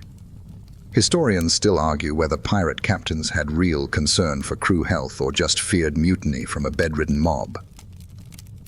In your case, it doesn't matter. This gesture means something. You feel it in the air. A unity stronger than rope, tighter than rigging. Illness forged it. After the toast, work resumes. Sails are mended. Nets are cleaned. The anchor is double-checked. For the first time in what feels like forever, the ship is truly ready for travel, for treasure, for trouble. And so are you. You catch a glimpse of yourself in a small mirror, tacked near the galley, a cracked shard with just enough reflection to be alarming. You look older, leaner. Your face is splotched from sun and wind, and your eyes carry the shadow of sleepless nights. But there's a steadiness there now. Survival does that. In the late afternoon, Nell passes you a small pouch. "For your hammock," she says. Inside are dried lemon peels, rosemary, and a pinch of crushed clove. "Smells better than peat," she adds. You tie it to your bunk. The scent is oddly calming, a gentle reminder that healing isn't just for the body, it's for the air, too. Later, Pete ropes you into helping him scrape barnacles from the hull, an awful task, but one that lets you dangle over the side of the ship with your face full of wind and sea spray. Your arms ache. Your hands blister, but every scrape of barnacle feels like a ritual, peeling away the last layers of the sick days. That evening, the stars reappear in their full, stubborn glory, and the air is crisp again. You sit on the railing, watching the sky stretch above the Black Sea, mug in hand, breath steady. The ship creaks beneath you, a sound you now recognize like a heartbeat. The crew moves around you, stronger, smarter, stitched back together with broth, laughter, superstition, and salt. You survived a pirate plague, and tomorrow, you sail. The next morning begins with a commotion, but not the coughing kind this time. A shout from the crow's nest. Ship off the port bow. Suddenly, everything on deck springs to life. Pirates tumble from hammocks, boots thud against planks, and Jed spills half a jar of his treasured onion salve as he scrambles to tie on his boots.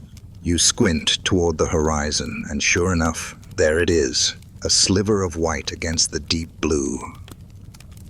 Could be a merchant ship, could be a navy cutter, could be a floating bar. The crew hopes for the third. The excitement is almost medicinal.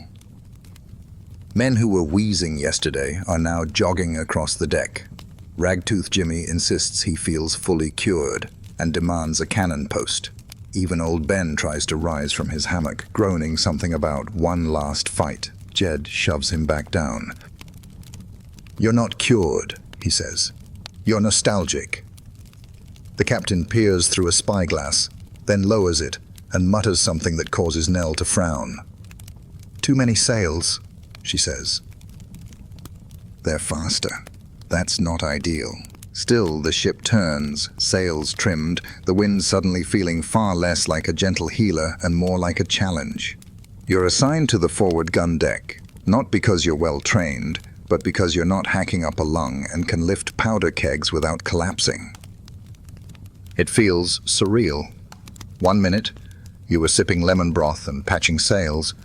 The next, you're prepping for battle with a cannonball in one hand and a stomach still recovering from fish oil stew. You glance around at your fellow half-recovered pirates and realize no one's really ready. But when has that ever stopped anyone? As the other ship draws closer, tensions rise. The flag is unfamiliar, not Navy. Not friendly either, possibly Dutch, possibly bored. You grip the ropes tighter. Then a miracle. The ship turns. They've seen you. Decided you're not worth it. Or maybe they saw the captain's scowl and Jed's onion-stained apron and decided it just wasn't their day to die. Relief floods the deck like spilled grog. Shoulders relax. Jokes resume. Even the parrot lets out a relieved squawk. "No cannonballs, you cowards!" You slump beside a coil of rope and laugh until your ribs ache. Later, Nell joins you and hands you a scrap of parchment. "Made this last night," she says. You unfold it, a tiny sketch of you in your hammock, surrounded by lemon peels, sneezing aggressively. Above your head, victory through vinegar. You laugh again. Historians still argue whether pirates ever won battles while half their crew was sick. But you've just witnessed the truth. Sometimes, survival alone is the victory. As evening falls, Jed gathers the crew by the quarterdeck. "We lived through it," he says. "Barely. Let's not get smug." Then he passes around a pot of what he calls celebration tea, equal parts mint, citrus, and fermented seaweed. No one likes it. Everyone drinks it anyway. You return to your hammock that night exhausted but content. The ship rocks you gently. The lantern light sways above, and the salty breeze no longer stings. It soothes. One more thought floats through your tired mind before sleep grabs hold. Maybe the fear of a cold was never about the sickness itself. Maybe it was about what it could take away, your strength, your spirit, your crew. But tonight, you have all three. The next day dawns lazy and warm, with the kind of breeze that sighs through the rigging like it's had a long week too. You stretch out your arms and legs before even leaving the hammock, and for once, nothing creaks but the ship. Your body feels whole. You're not brimming with strength, but you're no longer wrapped in damp wool and despair either. You stand, and you don't wheeze. That alone feels like a birthday. There's no ceremony for recovery on a pirate ship, no gold medal, no embroidered sash that says, "I survived the sea sniffles." But there is the quiet nod from the cook when you ladle out your own bowl of whatever that stew is supposed to be. There's the shoulder clap from Pete that doesn't come with a cough. And there's the sudden realization that you're no longer quarantined by suspicion. You're back. This morning, your job is a simple one. Scrubbing the deck. Glorious, gritty, splinter-collecting deck scrubbing. And you love it. Not for the work itself, Nobody loves scrubbing barnacle juice, but for what it means. You're no longer the weak one, the contagious one, the one people walk around like a bad omen. The crew is livelier too. Even Ben, who's mostly upright again, has returned to telling long, wandering stories that may or may not be real. Today's tale involves a sea witch, a carved coconut, and a mysterious case of spontaneous chicken. No one cares if it's true. After your shift, you find Nell on the bow, knotting ropes into elaborate patterns. She's not really doing anything useful, but that's part of the charm. You sit beside her and help. Well, you try to help, mostly tangling her work. She doesn't complain. Almost forgot how it feels, you say. What? She asks, tugging a line tight. To not feel like death chewing on a biscuit. She chuckles. Don't get used to it. You spend the afternoon helping Jed inventory what he now calls his apothecary, which is really just a barrel of questionable liquids and crumbling leaves. He's added labels, though. Some say things like cough drowner and lung armor. One bottle is just marked with a skull and the word maybe. Historians still debate whether these fringe concoctions had any merit. Some ingredients, onion, garlic, lemon, even certain sea herbs, had real effects, but most pirate cures were a blend of folklore, desperation, and whatever didn't immediately cause blindness. What mattered more was the belief. Hope wrapped in vinegar cloth. Evening brings calm seas and a bright horizon. The captain, still gruff but no longer snot-filled, allows an extra ladle of grog at supper. You earned it, he says. Still alive, aren't you? The crew cheers, even though the grog tastes suspiciously like lemon broth with ambition. Tonight's topic of conversation. The dreaded dead man's cough. The legend lives on. Some swear it's real, a spirit that travels ship to ship looking for sailors to drag under. Others think it's just a name for when men ignore their symptoms until they keel over mid-task. Either way, it's become a myth, a shared story, a badge of survival. You lie in your hammock that night, belly full and breath steady. The ship creaks softly. The parrot snores. Someone's singing a lullaby in a language you don't understand, and it blends with the rhythm of the sea in a way that feels almost sacred. You pull the lemon-scented charm from your pocket and tie it to the beam above your head, just in case.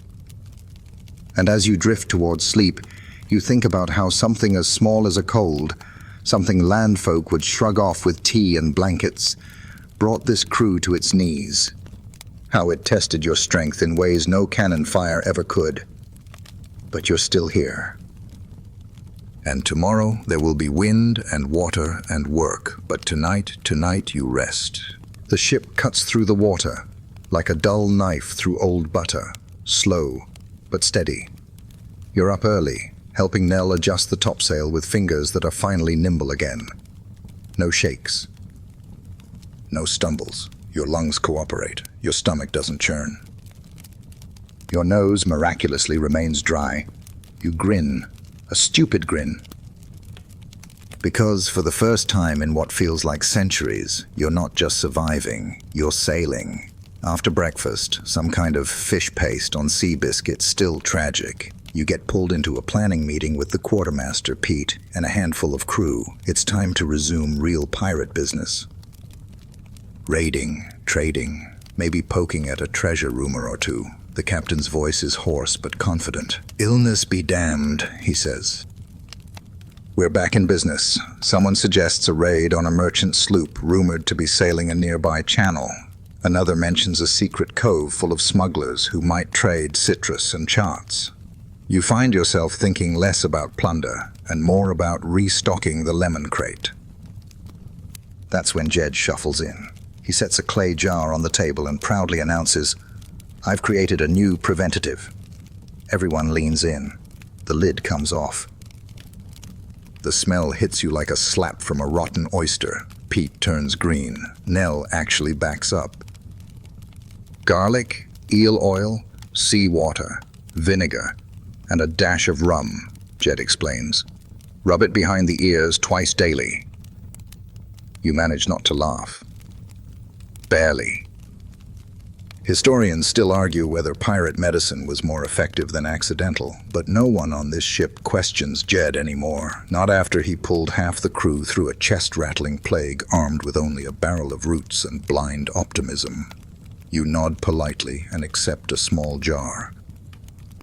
You don't intend to use it unless something starts growing in your hammock, but it feels right to carry it anyway. After the meeting, you help Ben back to his feet. He's slower now, voice softer, but his eyes are clear. "Close one," he murmurs. You nod. You don't need to say more. Everyone knows what he means. The afternoon passes in pleasant, ordinary work. There's tar to be scraped, ropes to be spliced, sails to be checked. You get sun on your face and wind in your shirt. No one coughs, not one. It feels like a miracle. But as you haul a sack of dried beans toward the galley, Nell sidles up beside you and nudges your shoulder. "Remember the lemon stew?" she says, smirking. "Hard to forget," you reply. "I still taste it in my dreams." Jed thinks it cured the captain. You raise a brow. "The captain thinks it nearly killed him." "Same thing," she says. You both laugh, something you seem to do more often now. After supper, someone starts a song near the helm. A slow one, about a sailor who mistook a jellyfish for a hat and was never the same again. Others join in, voices rough but earnest. It's not musical. It's not even on key. But it's honest, and it drifts over the water like a lullaby with too much rum. You find a quiet spot near the stern, legs dangling over the side, and watch the stars appear one by one. You're joined by Pete, who hands you a tin cup with a splash of grog and a slice of lime. "Doctor's orders," he says, winking. You raise the cup. "To not dying of a sneeze." He clinks his against yours. "To healing through horror stew." As the sky darkens and the sea whispers below, you realize something strange. You're not afraid of the next storm. Not the weather, not the raids, not even Jed's next batch of tonic. Because you've faced something silent, creeping, invisible. A cold that didn't just threaten your lungs, it threatened your ship, your crew, your identity, and you beat it, together. You head to your hammock with a lighter step and the scent of salt and lemon in your clothes. You tuck your charm under your pillow. You close your eyes. Tomorrow there may be cannon fire, but tonight it's just the sea. And sleep. You wake with the kind of ease that only comes after surviving something miserable. No chills, no cramps. No panic to check to see if your lungs still work, just the soft creak of wood, the low murmur of voices, and the faint aroma of something edible, hopeful even. Today begins with fresh wind and a crew that actually whistles. You haul yourself from your hammock, stretch, and make your way to the galley. The cook, usually a man of few favors and even fewer flavors, is grinning over a pot of what he proudly declares to be citrus mash surprise. It's mashed beans, lemon rind, and maybe a sprig of something green. You don't ask questions. You eat it and you like it. Even the parrot seems chipper this morning, fluttering from beam to beam, yelling, "No coughing in the rum," to general approval. The captain's orders are clear. Today the crew drills, not for battle, not for plunder. For readiness. "If another illness shows its face," he growls, "we won't keel over like landlubbers again." That means scrubbing, organizing, and, hilariously, health checks. Jed, now something of a respected menace, leads a line of grumbling pirates through what he's dubbed the morning muster of mucus. You're tasked with helping record the results in the health logbook. Categories include breathing good, eyes sharp, voice croaky, and possibly cursed. Pete, predictably, is listed under all four. You go around checking hammocks for mold, tossing out old rags, and, under Nell's direction, mixing a batch of what she calls cleansing salts, which appears to be lemon peel, ash, and sea sand. "Just sprinkle it on things," she says. Makes them smell less like despair. Historians still argue whether pirates practiced anything remotely like hygiene, but today, this crew is all in. Someone even starts boiling shirts. It smells terrible. It feels incredible. Later, you sit on the quarterdeck with Nell, watching Ben try to convince two younger deckhands that rubbing fish oil on their elbows will keep fevers away. They listen intently. You don't interrupt. Sometimes, the ritual is the remedy. You glance over and see Jed mixing herbs in a broken mug, muttering about balancing the hot wind with bitter bark. He waves you over and offers a taste. You decline. He grins. Smart. You're cured. In the afternoon, you and Pete are sent to rehang the crew's hammock slings. It's tedious work, measuring distances, tying knots, trying to avoid getting hit by falling boots, but there's a quiet joy to it. Every knot you tighten feels like a thread pulling the ship back together, not just physically, but emotionally. Afterward, you gather with the crew for another round of lemon broth. This time it's a toast. A small one for Jeb. Nell speaks, her voice soft. He snored like a bear and cursed like a poet, but he shared his rum, and that's what counts. The crew raises their mugs. You do too. As the sun dips into the sea, the captain announces the ship will swing by a nearby cove tomorrow. Not to raid, but to gather herbs, refill barrels, maybe even bathe. Actual bathing. The crew groans and cheers in equal measure. You walk the deck that night, checking ropes and lanterns, your boots thudding softly on the planks. The stars come out, old and familiar. The wind tugs gently at the sails. Everything smells faintly of lemon, salt, and smoke. Back in your hammock, you pull the charm Nell made from your pocket and breathe it in, citrus and seaweed and just a touch of something burnt. You hang it overhead. You survived a cold on a pirate ship, a sentence that shouldn't sound heroic, but somehow does. And as you drift into sleep, one final thought nudges you. In a world of sword fights, storms, and superstition, it was the sniffles that nearly sank you. But they didn't. The cove appears just after sunrise, lush, quiet, and ringed with palms that sway like they're applauding your survival. The water is a shocking shade of blue-green, the kind that makes you suspicious it's hiding something expensive or venomous. But after days of open sea and weeks of illness, it looks like paradise. The captain gives the go-ahead.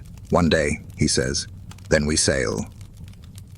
No vanishing into the jungle, no wrestling crabs, no catching any new diseases. The crew cheers, already lowering boats. You're on the first skiff in, along with Nell, Pete, and two others who claim they once lived in a tree for a month and can identify any plant that won't kill you. You're skeptical, but grateful. When your boots hit the sand, it's like stepping onto another planet. The air is hot and humid, sure, but rich with scent. Soil, green things, blooming flowers. You wander into the underbrush with the others, gathering sprigs of mint, clumps of something Pete calls pirate's thyme, and a mossy bark Jed specifically requested. If it grows sideways, bring it, he'd said. Sideways things are always potent. Meanwhile, Nell discovers a grove of wild citrus. The crew erupts in celebratory whooping. She throws you a lime and you bite into it, grinning like a man who's been cured with worse. Historians still argue whether pirates knew how to identify medicinal plants or just ate whatever didn't immediately cause death. Today, you see the truth. It's both. You collect herbs with the reverence of monks and the curiosity of squirrels. Jed will be thrilled or horrified. Possibly both. Back on the beach, some of the crew has taken to bathing in the shallows, splashing, dunking, scrubbing themselves with handfuls of sand and swearing it's better than soap. You join them, stripping to your underthings and wading into the water with a groan of bliss. It's cold, refreshing, and for the first time in weeks, cleaning. You wash your hair, scrub your arms, and let the salt pull the sickness off your skin. Pete floats beside you on a piece of driftwood, humming something tuneless. We ought to do this every time we almost die, he says. Let's not almost die again, you reply. Back on the ship later, Jed sets up what he calls a recovery altar. It's really just a barrel with jars of herbs and a lemon tied to the top, but the crew respects it. They touch it like a good luck charm, and you do too, mostly out of habit. That evening there's a real dinner, not just stew, grilled fish, fresh greens, actual fruit. You eat until you're full, not just because you're hungry, but because you can. Afterward, the captain calls for stories. You all gather on deck, lanterns swaying, the parrot muttering half-remembered curses. Ragtooth Jimmy tells of the time he tried to cure his own cold by wearing a barrel for 3 days. Ben recounts his near-death vision of a sea witch offering him lemon pie in exchange for his beard. Nell says nothing, but passes around a flask with a raised eyebrow. And that's enough. You take your turn, telling the tale of your first full day sick, how you thought one cough might be the end. The crew laughs and nods and murmurs in recognition. They remember. They all have their versions. The night winds down slowly. Someone plays a soft melody on a cracked fiddle. The stars overhead shimmer, winking like they were there the whole time, just waiting for you to look up. You lie in your hammock later with damp hair, a full belly, and no fever in sight. Your charm pouch swings gently above your head. You're healed, not perfect, but healed. You sleep deeper than you have in weeks, rocked by the gentle lull of a ship that, for once, isn't haunted by fever dreams or coughing fits. Morning comes softly, with a hazy sunrise spilling gold across the sea, and a light breeze that smells faintly of fruit and wood smoke from the previous night's cookfire. You rise slowly, not because you're weak anymore, but because there's no need to rush. No one is sick, no one is collapsed in the galley, no one is muttering fevered nonsense about sea witches or lemon ghosts. The crew moves like a well-oiled, mildly hungover machine. Quiet chuckles, shoulder pats, and the occasional muttered, "Still alive, eh?" float around as hammocks are stowed and boots are laced. Your first task of the day is helping Greasy Pete reorganize Jed's herb barrel, which is, predictably, a mess.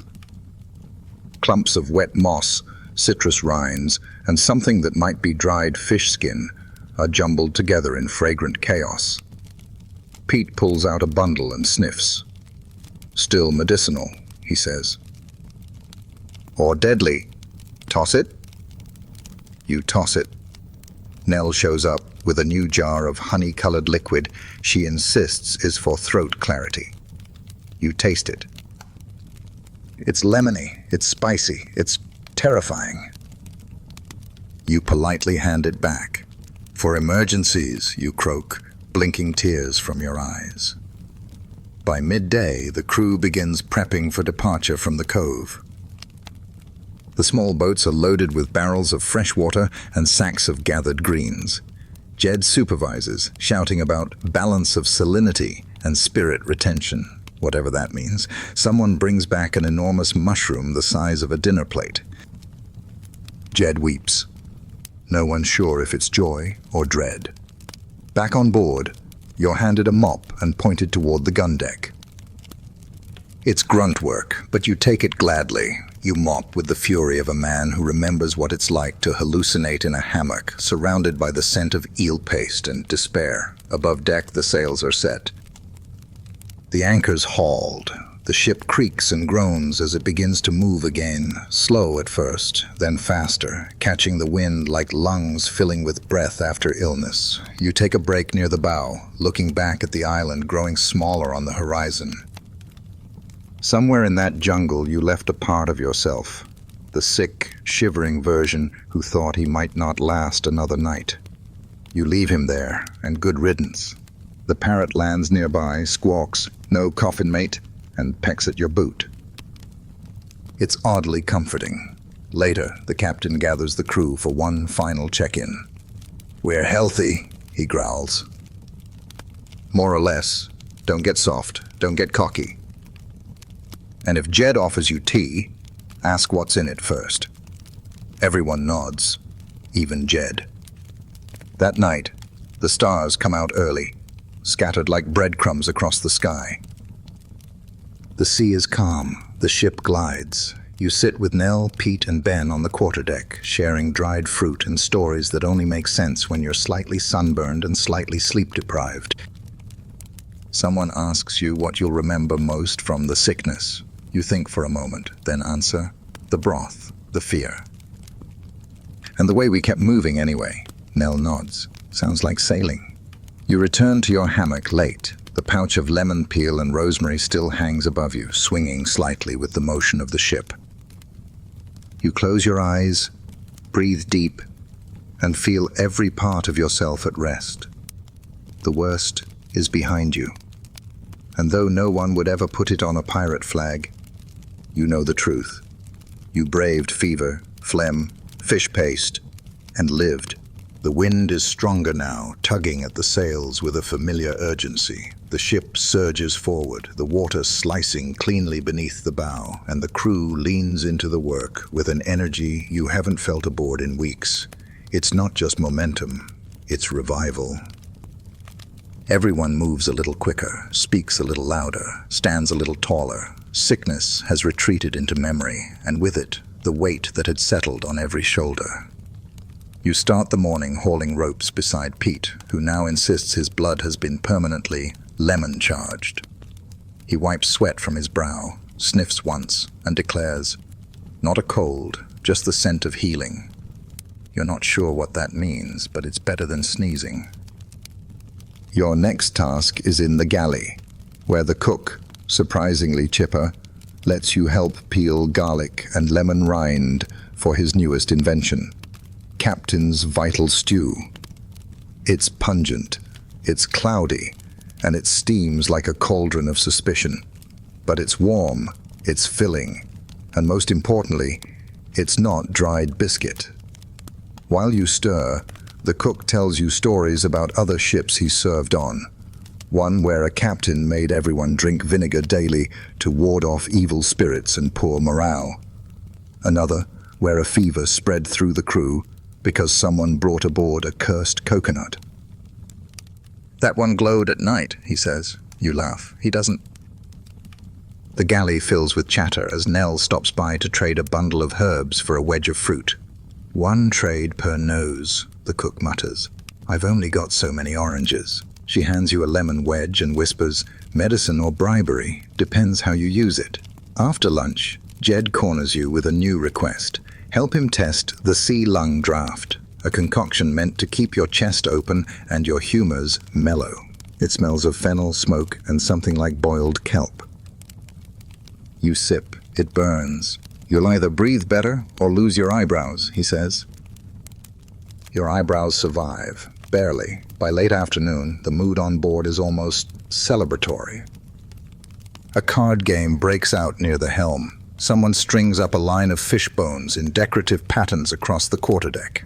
The parrot repeats its now beloved phrase, "No coffin in the stew," to raucous approval. But then the wind shifts again, not harsh, just sudden. A storm's been spotted on the horizon. The captain calls for sails to be trimmed and lines doubled. The crew snaps into motion, old aches momentarily forgotten. You're on rigging duty, clambering up into the web of ropes that groan and sway with the sea. Up here, the view is endless. Sky to sea, sea to sky. The ship a speck of effort against an indifferent ocean. You work quickly, tying off, checking knots, anchoring sails. When you climb down, your hands are blistered but steady. You've sweated through your shirt. You breathe hard, but you breathe. That night, the rain begins, soft at first, then steady. The crew retreats below deck, hammocks swaying gently. You lie back in yours, the smell of salt and lemon still clinging to your fingers, and listen to the soft thrum of drops on wood. The parrot has gone quiet. Even Jed snores gently beside his barrel of miracle tonics. You close your eyes. There is no fever, no ache. No fear in your chest, just the ship, the sea, and the knowledge that you're still here. The storm doesn't rage, it broods. For most of the night, it murmurs above and around the ship, steady rain, long sighs of wind, and the rhythmic creak of timber under tension. It's the kind of storm you can sleep through, but no one does. Not because they're afraid, but because everyone's too alert now. After weeks of illness, the crew's ears are tuned to every shift in mood, wind, and weather. You lie awake for a while, listening. The rain isn't threatening, it's cleansing. The deck above echoes with the patter of water washing away salt and sweat, old sickness and old tension.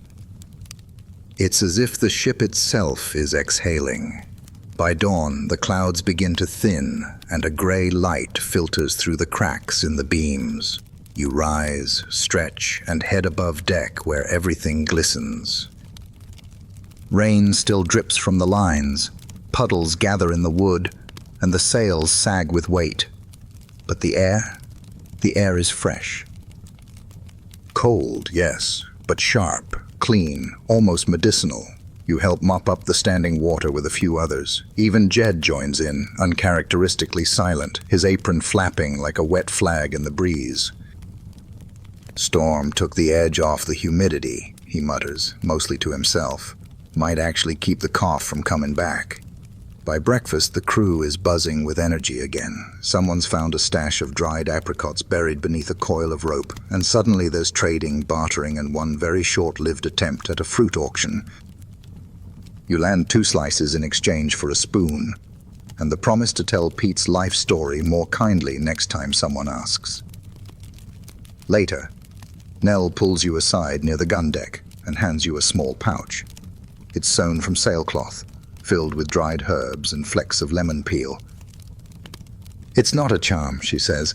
It's just insurance. You tie it to your belt without a word. The day's labor is lighter than usual. The captain seems to have embraced a cautious pace. No sense rushing toward the next disaster, he growls. Let's coast for once. And so you do. You repair ropes, grease pulleys, polish the few bits of brass that haven't been claimed by rust. It's simple, satisfying, quiet work. In the afternoon, a school of flying fish bursts from the sea near the bow, leaping in perfect arcs over the waves. Half the crew gathers just to watch. Someone cheers when a fish nearly lands on the deck. You laugh so hard your ribs ache. That evening, the sky clears entirely. The storm has moved on. The stars emerge, sharp and brilliant against a velvet black sky. You lie back on the deck with Pete and Nell, staring upward. The parrot perches nearby, mumbling to itself. You know, Pete says, for a crew that nearly coughed itself into legend, we look pretty good.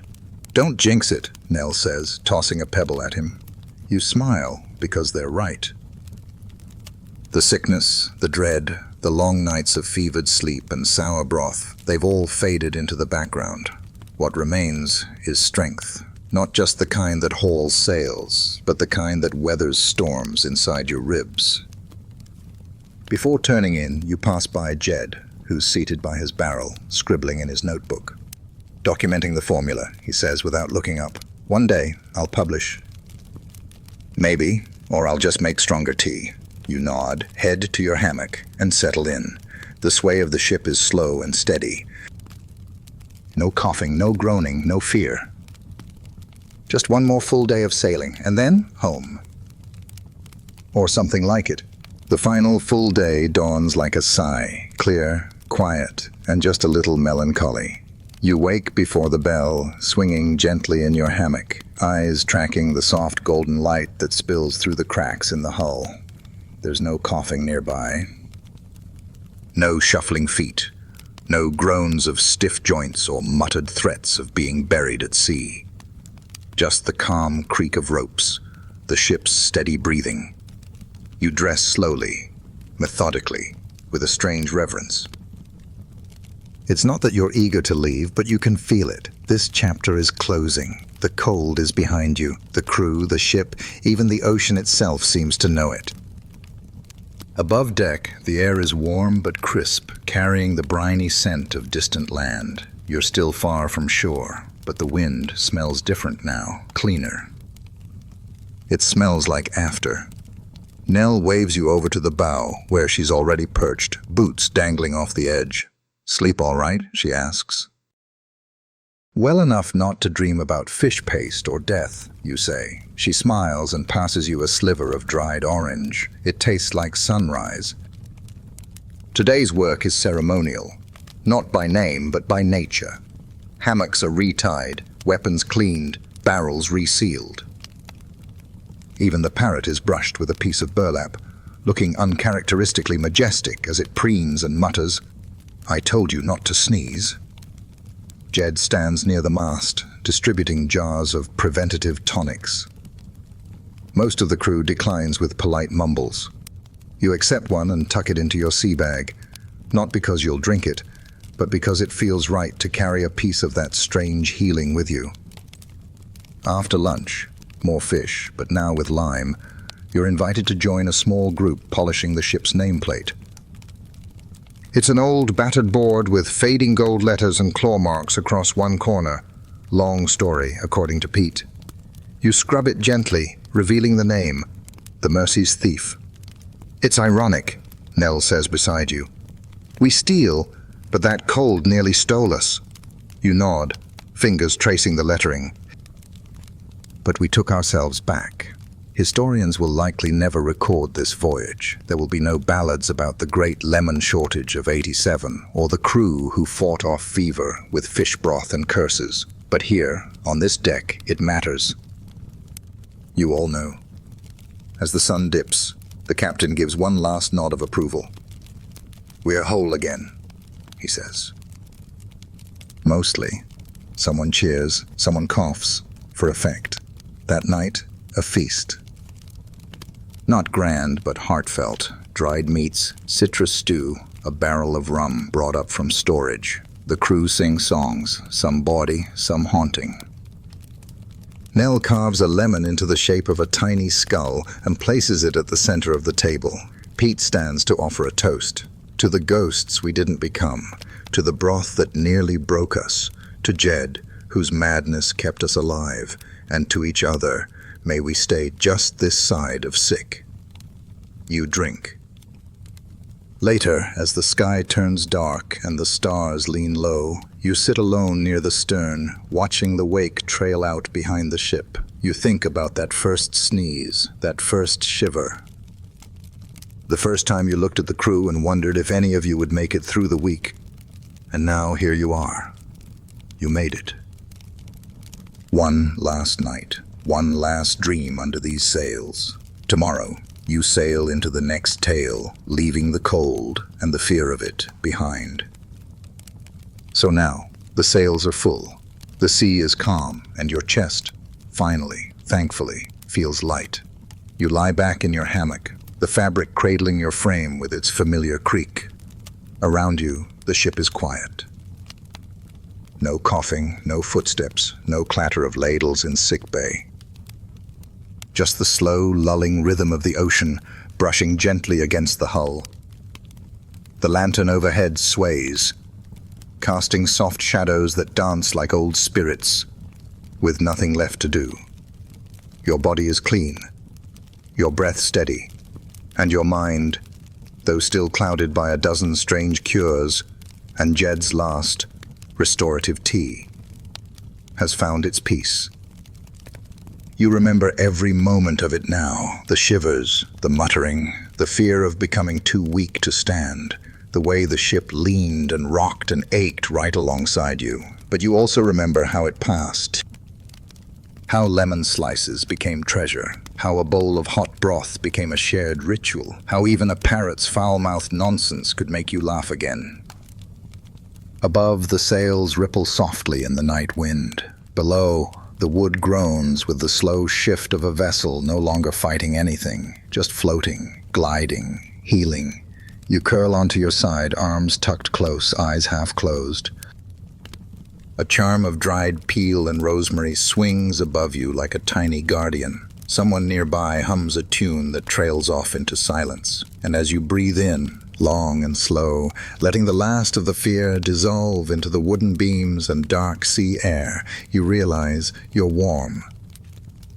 You're safe. You're finally, completely, well, the storm is over.